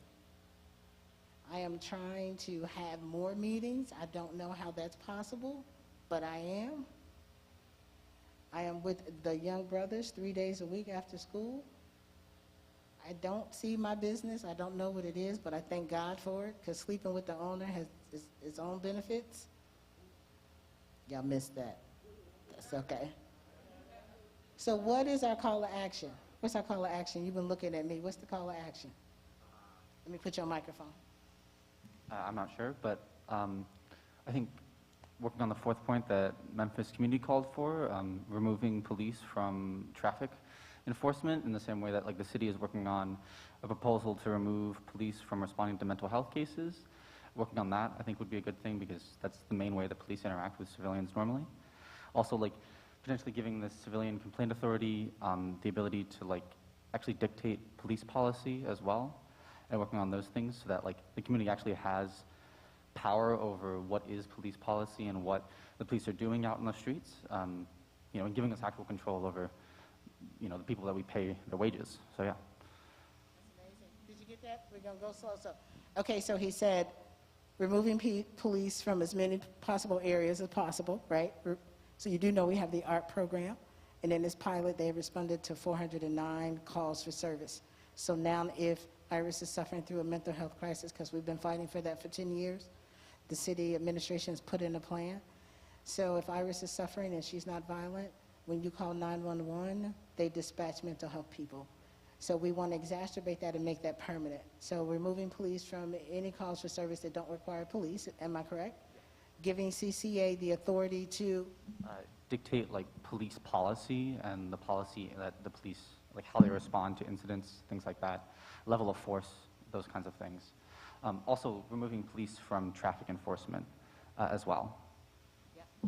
We're looking at that too, yes. Anybody else call to action? Anybody on this side before I walk my cute self over there? Anybody on this side got anything? Yes, sir. I've been waiting on you to say something. All right. My activism began about 10 years ago when my friend was killed by the police, and I got to see how the sausage was made in a investigating police situation. And as I read the homicide report, I noticed names of officers that had been in trouble before. For example, the chief investigator was the police detective that coached the officer that killed Timothy Thomas into changing his story. And in the years that after, you would see in another shooting or something, the local media would act like this was the first time they'd ever heard of this officer. So as you resolve to remember Tyre, I would say, be that memory. You're going to have a homicide report, you're going to have documents, you need to save those documents.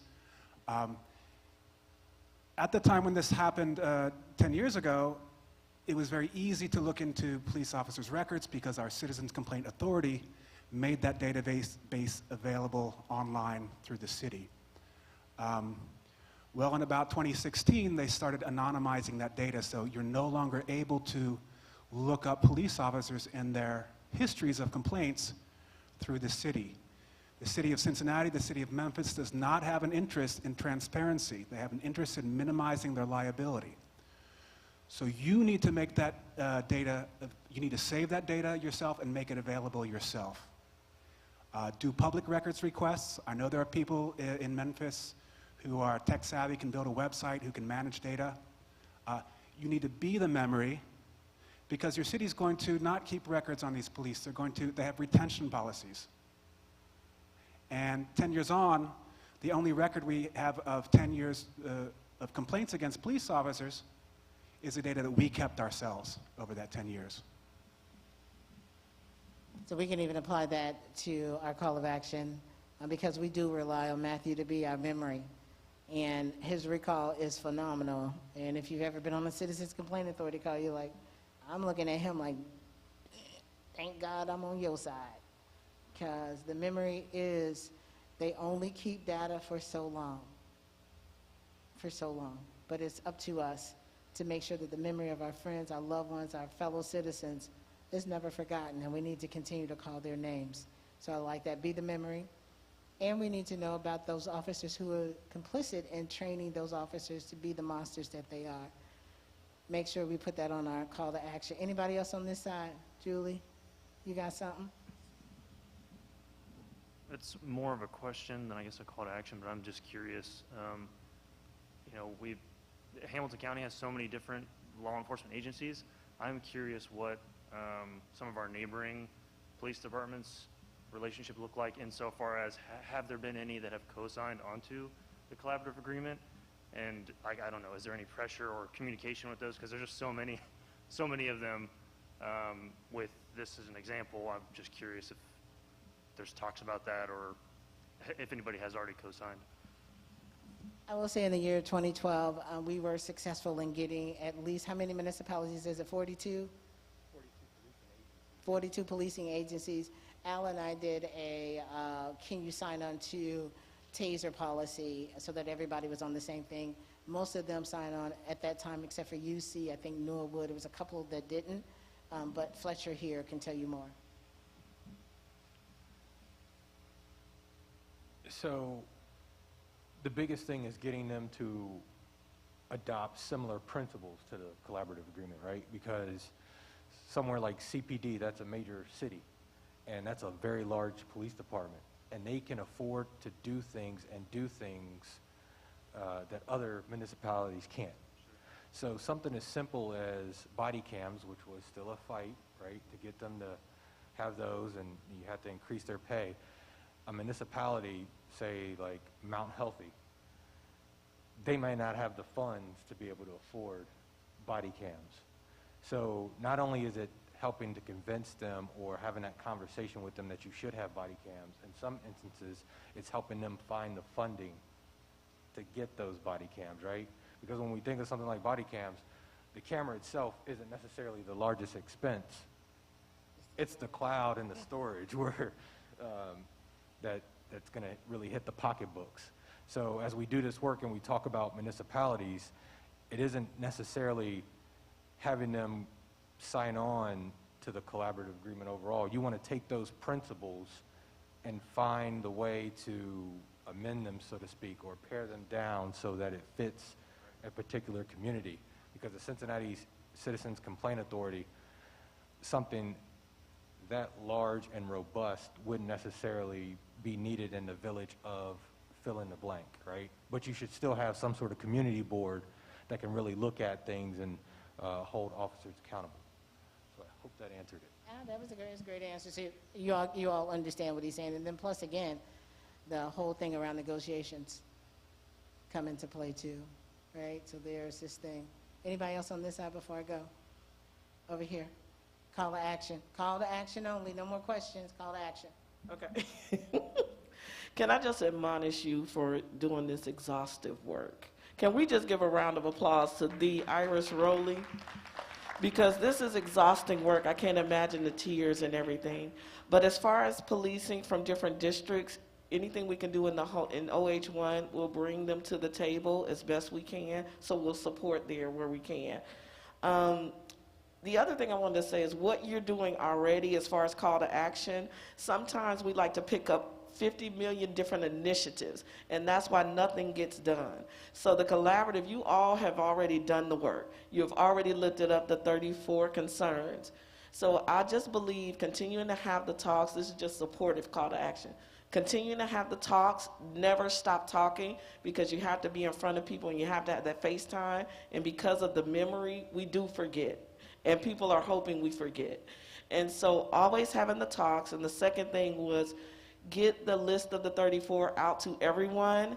Keep us posted on where you are. Maybe a petition for everyone to support what's already in place. And then that collective impact to keep going down that list until all those things are executed before we lift up another initiative. Yep. So part of the problem solving here is to compare what we have to what we've already done or what we're doing and make sure that we're not being duplicative of a suggestion. And then the second thing is that the young gun here, my security, Brothers in Motion, is collecting everybody in here. Please write legibly so we can send you the information that you seek.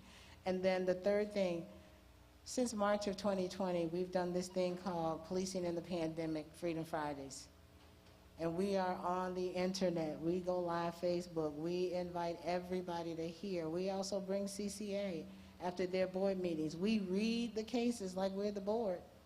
We argue with the executive director on his findings. You can go on my Facebook page and you can see them right now. And I know Gabriel's laughing because I do. I need to understand what's happening. So I want to say to Barb, yes, ma'am, yes, ma'am, yes, ma'am. Any other call to action on this side? Hi, Mama. Hey, hey. Yes, I too want to applaud Ms. Iris Rowley. She's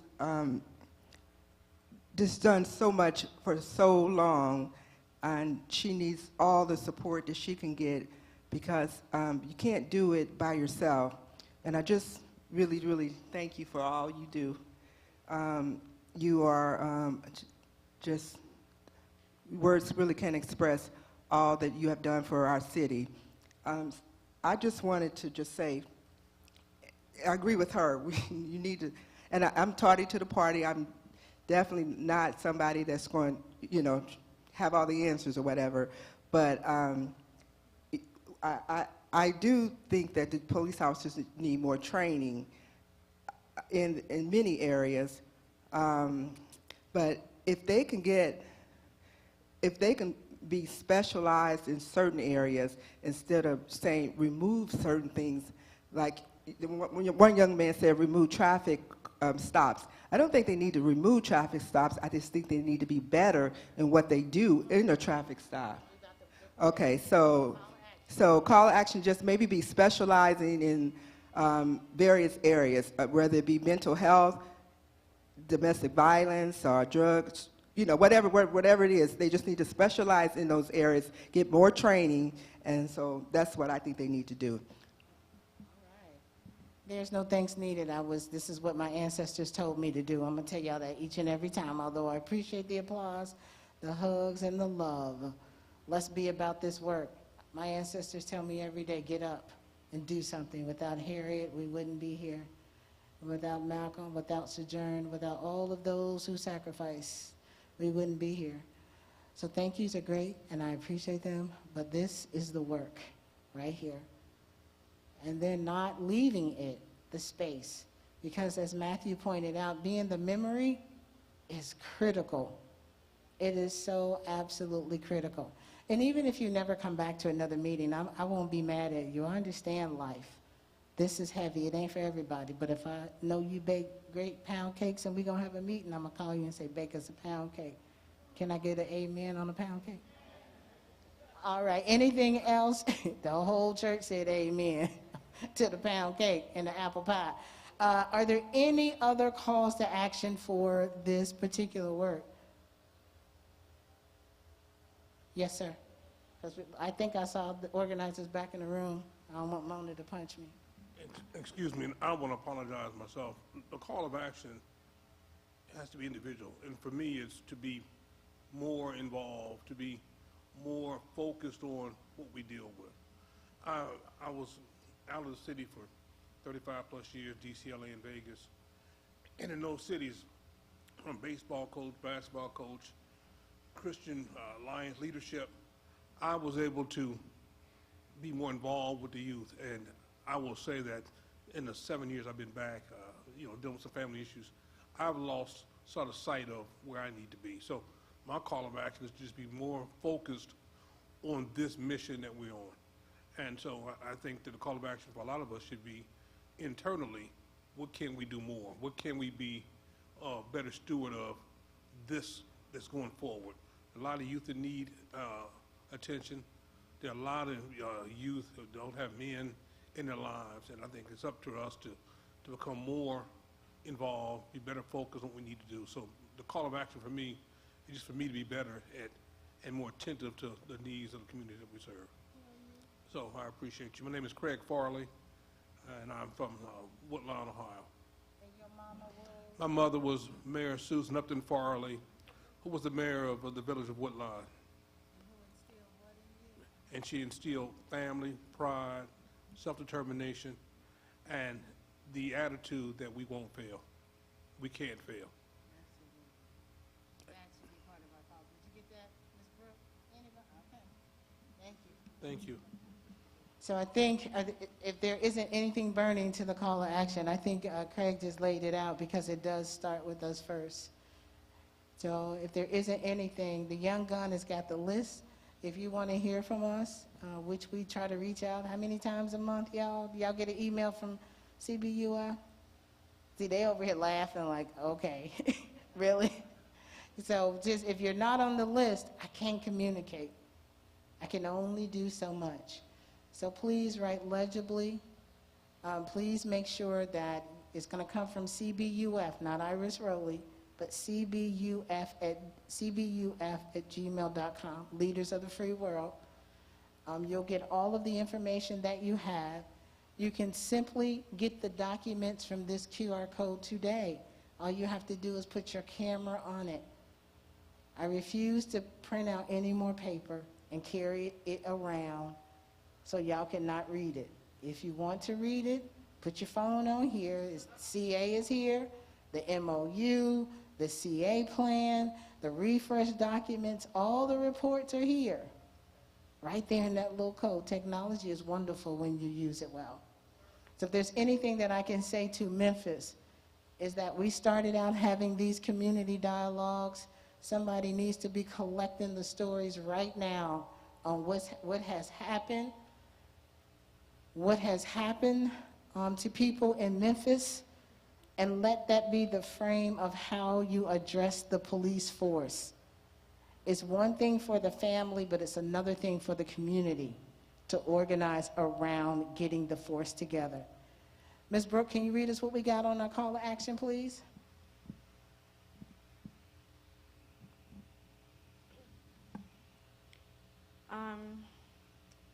One of them, from the first person, I believe they were just trying to convey removing officers from like traffic and altering like police policy, I guess, for the CAA to kind of like, I'm sorry, he was going pretty fast. Okay, and be the memory, because cities do not keep record, or they keep record for a certain amount of time. Make sure that the complacent officers do receive consequence for their doing and like hindering charges, etc. Continue the work that we're already doing. Train officers in more specialized areas, and just more training in general. And lastly, to like focus on the current mission, and for everyone to do more on an individual basis. So.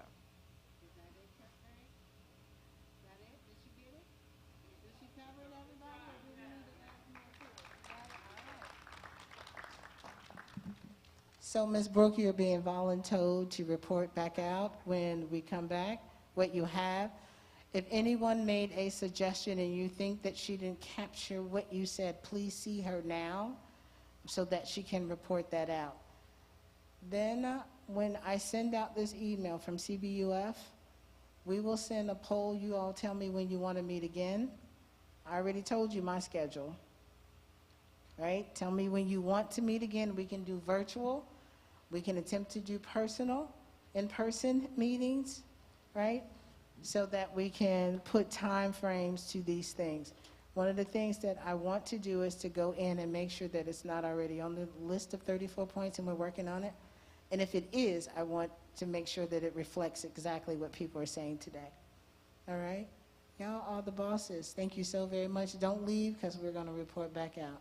Anything else, y'all? Y'all good? Look at this one right here. Yes, Miss Wanda. Oh, you said no? You want him?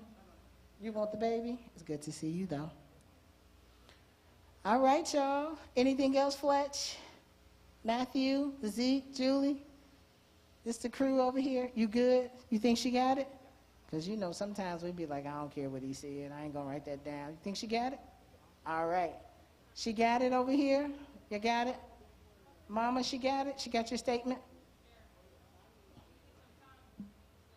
You said what, Sweet Pea? I know we're late getting here, but I came here because December the 15th, someone tried to kill my son in front of my house, in front of me, and then they attacked me, 4 people. And when the police came, they didn't do anything. They just, it was too. That's where you filed your complaint right there.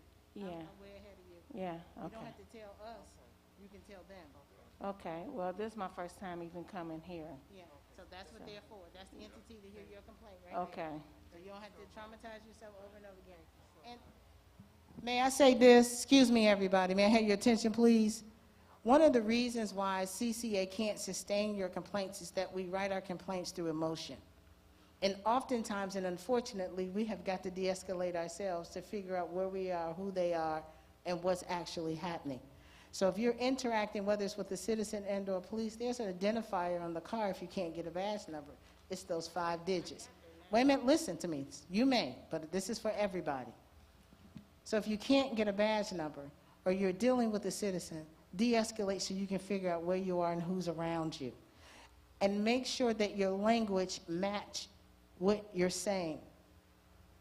Part of what I read in the report around the civil protests, the protest of 2020 after George Floyd, and reading what CCA was trying to look at to support the people, because we wrote the CCA and our goal was to make it be an entity that helped create better police-community relations.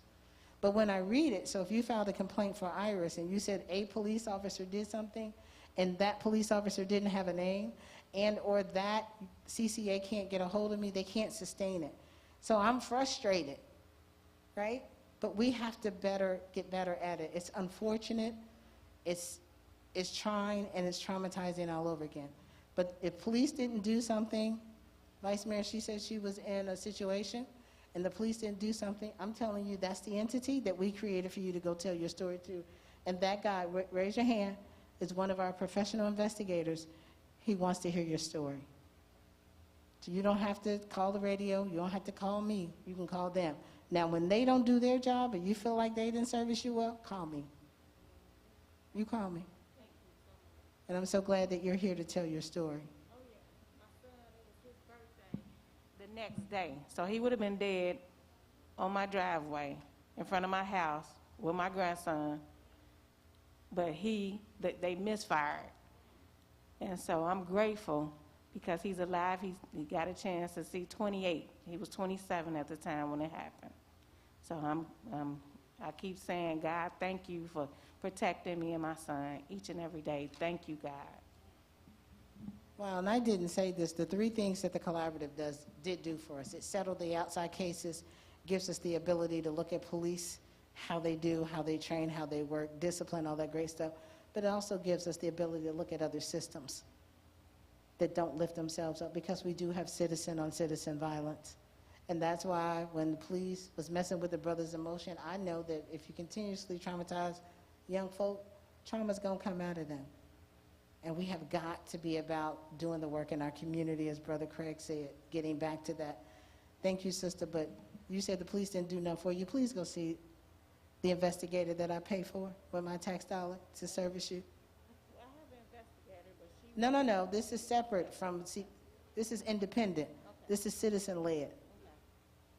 Thank you. Okay. We're so glad. Anything, anybody? Thank you, Vice Mayor, for being here. I didn't say that earlier. Anything else anybody's got to say? We good? Y'all talk to Brooke Winstead. She's got it? All right, Brooke, it's on you when we come back. All right, y'all. Thank you so much. Maurice, you got anything you want to say? You good? All well? Okay.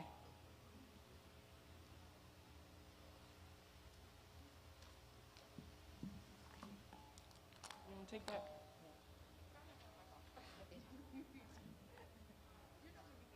You're not leaving me, are you? You're not leaving, are you? You're not leaving.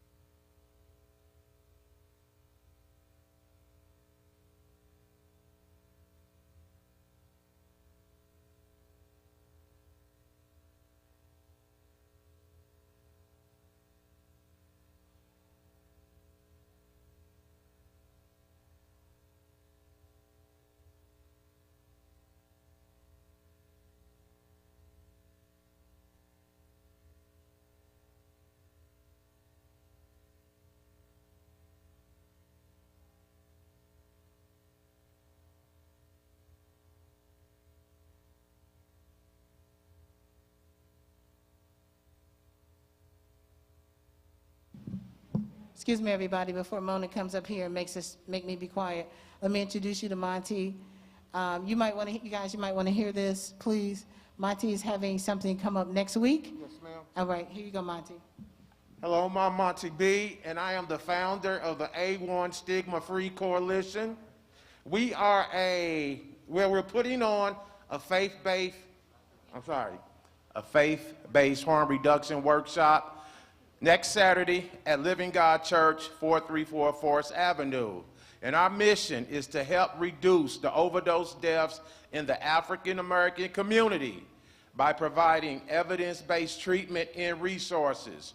Right now, as we speak, the overdose deaths in the African American community are skyrocketing, and there's nothing being said or done about it. So we're going to come together on February the 11th from 12 to 3. We're going to talk about it, and we're going to do something about it, and we're going to start the motion of it. So mark your calendars, and as y'all leave out, I put some flyers. I've put flyers. Okay, call it, okay. Well, whenever you leave, there's going to be a flyer on your vehicle, and so please check it out, and pass it on. Thank you.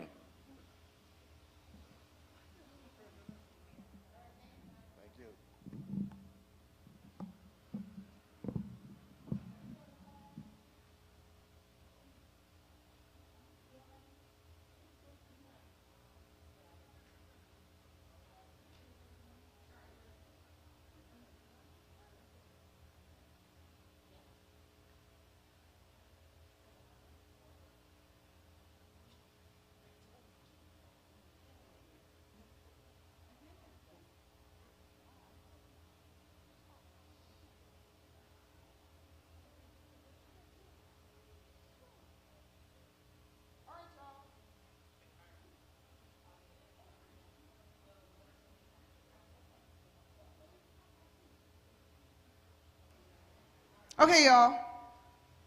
You want to share thoughts? How did it go? How did the sessions go? Y'all are part of this debriefing part too. They still love the meeting, some of them. Can y'all tell the people to come on down here? It's time to go. What they talking about? Well, okay, I'm going to tell you what. Come on over here, Brooke. Yeah, we do want to end the live feed. Yeah, bring that. You call to action. We got one right here in policing because y'all playing in those other breakouts. Y'all didn't follow the rules in the church house. So, Brooke, you mind, Brooke, go ahead and do the policing? All right, Brooke.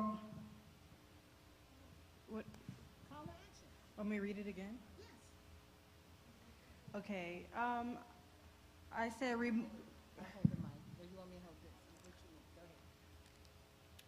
removing more officers from traffic, and altering like policy as far as like the CAA making and altering like policy for us to just be the memory when these things occur, because the cities only keep data for so long, so we have to like keep the memory alive so we can make sure that these things do not keep happening. To make sure officers that are complacent when these things happen, like as far as coaching them on what to say, changing stories, make sure they are, or they receive the consequence. To continue the work that we are already doing, need to train more officers, like more training, and to see if they have any specialized qualities that they could contribute. So basically, specialized training. And to be more focused on our current mission and to do work on our own, on an individual basis, so to do more work. And your name is? My name is Brooke Winstead. And you were what part of what group? What do you mean? She was part of policing. Oh, yeah. The policing group, making policing better. That must be a statement for young folk, because my 6-year-old granddaughter said, "What do you mean, Grandma?" And I almost, see, I'm middle age, but I was raised by old school. I was like, did she say, "What do you mean to me?" Did she say that? But I answered her. I said, "This is what I mean." Thank you, Miss Brooke. We love you. Thank you. You got somebody else, Mona? No, but we can talk about the calls to action. So, slides, please. So folks are actually still sitting in some of the breakouts. A lot of good conversations were taking place, and so don't feel as if you missed out, because we will be holding some more sessions. So we'll debrief from this and decide if we do monthly, couple weeks, bi-weekly. That'll be the good question, but yeah. So Call to action from Memphis or a call to action for Cincinnati? for Cincinnati. Okay. So,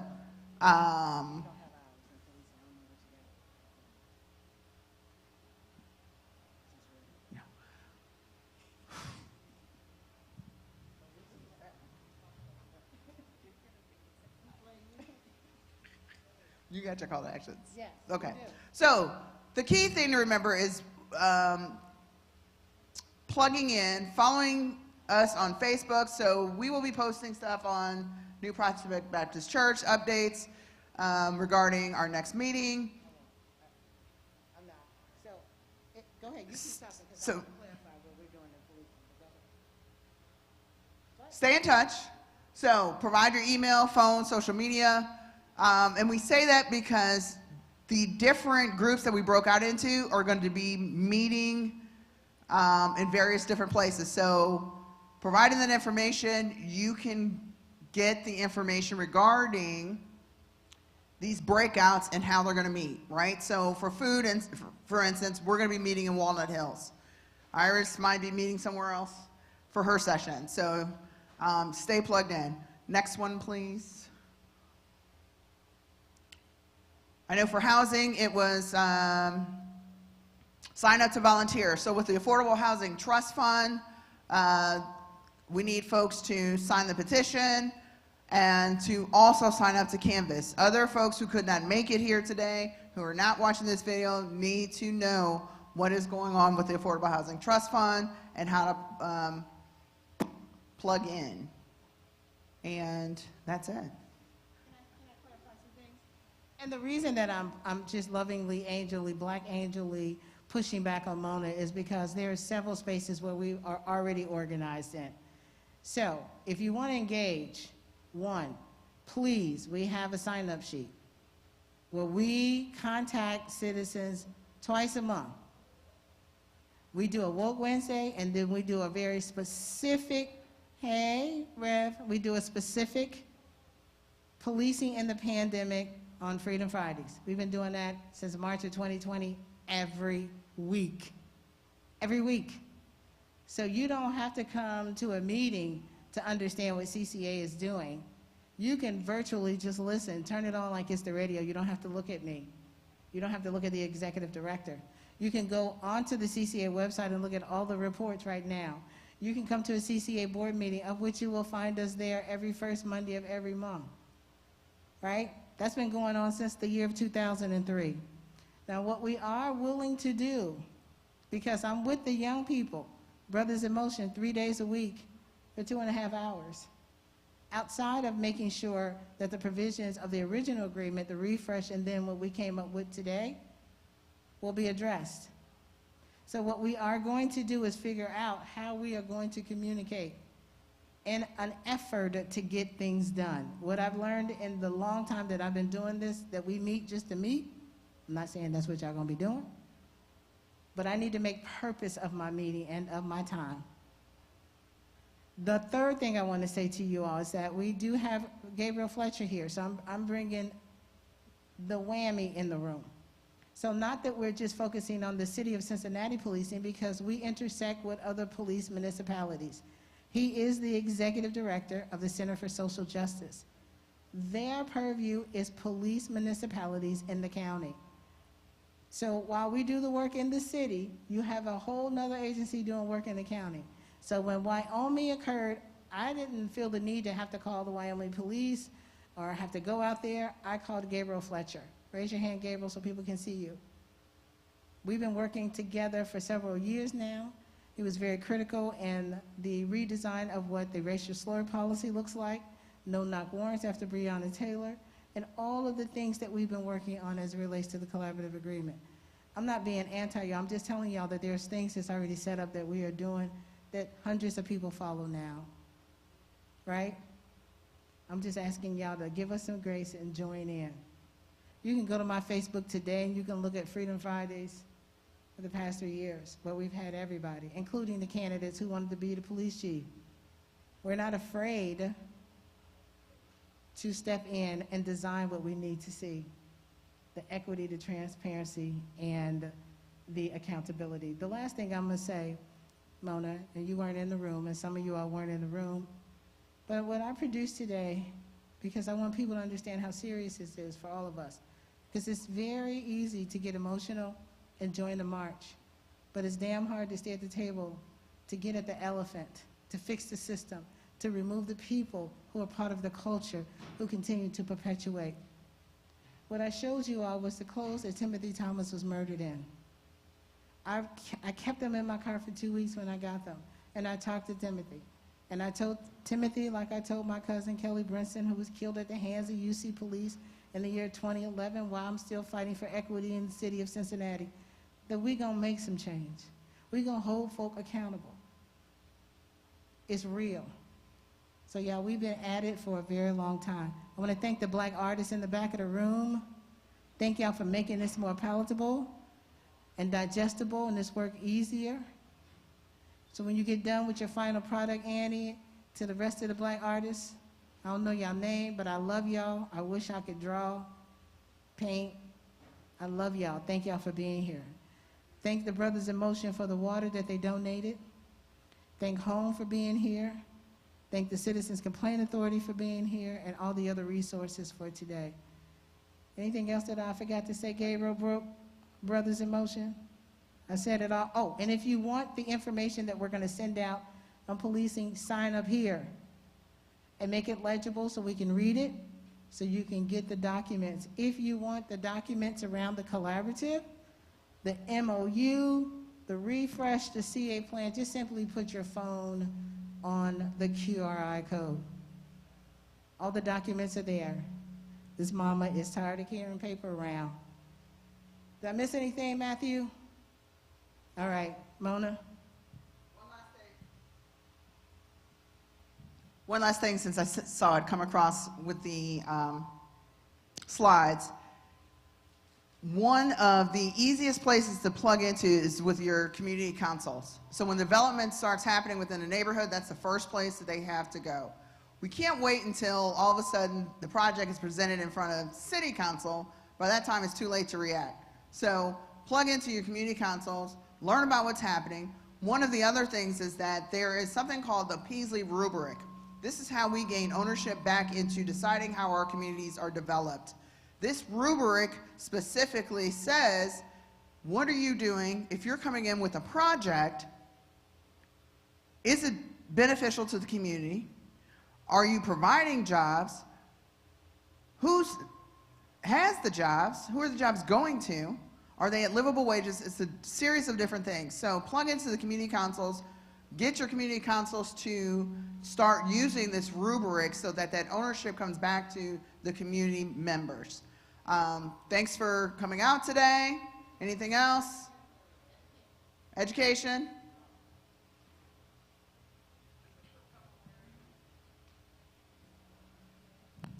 Okay, so I want to thank Superintendent Wright from Cincinnati Public Schools for coming and joining our session. Everybody who was in my session left with the call strategy for parent engagement, so they are empowered for a way to engage their parents, engage the school and the school staff. If anybody is interested in more information about how to engage your school, I can be reached at 513-NAACPeducation@gmail.com. I'm happy to come and talk with you. Part of my role, this is not the fun part, but part of my role is fielding discrimination complaints from parents who have students in 22 districts in Hamilton County. And most of the time, the complaints are lack of or miscommunication. So I do support families in that vein as well. But if you want to get information about what we discussed today on how you can engage your schools to make sure that you and your child are maximizing your educational opportunities, please feel free to reach out. Thank you.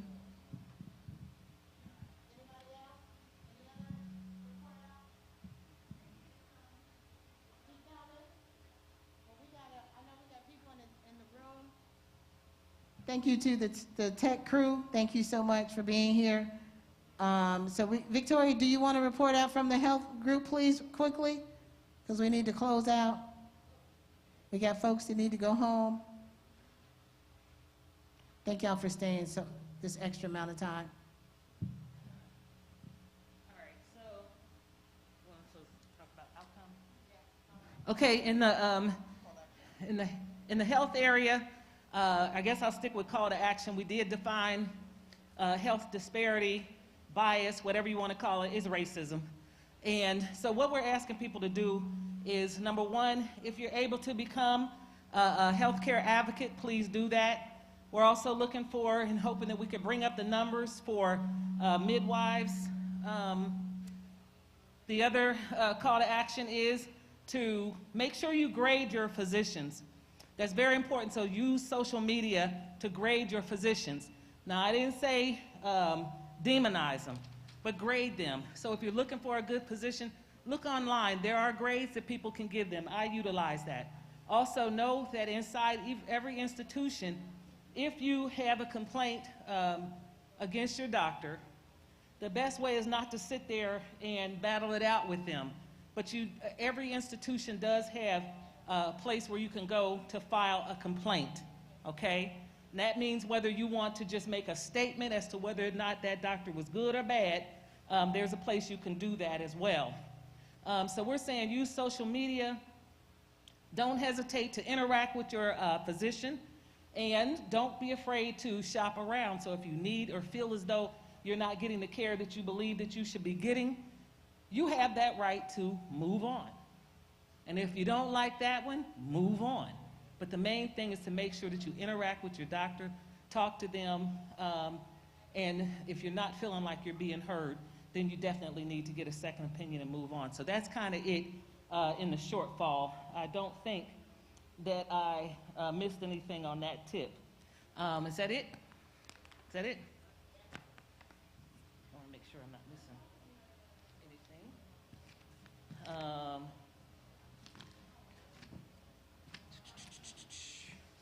Okay, I think I might have hit it. Again, get yourself educated about it, engage your physician, look up their scores, more midwives. Also, NAACP, National Action Network, we do have organizations locally, and they should have a chair of healthcare committee. And also, Closing the Health Gap is also locally another group that you can talk to about some of the issues that you're having. So with that, I'm going to turn it over. I'll be here till it's over. If you need to holler at me, holler. Again, it's Sister V for the healthcare. Please put your chairs back in the line that you found them. Please, if you can help us restore the church the way that we found it and clean up your trash around you, we would greatly appreciate it.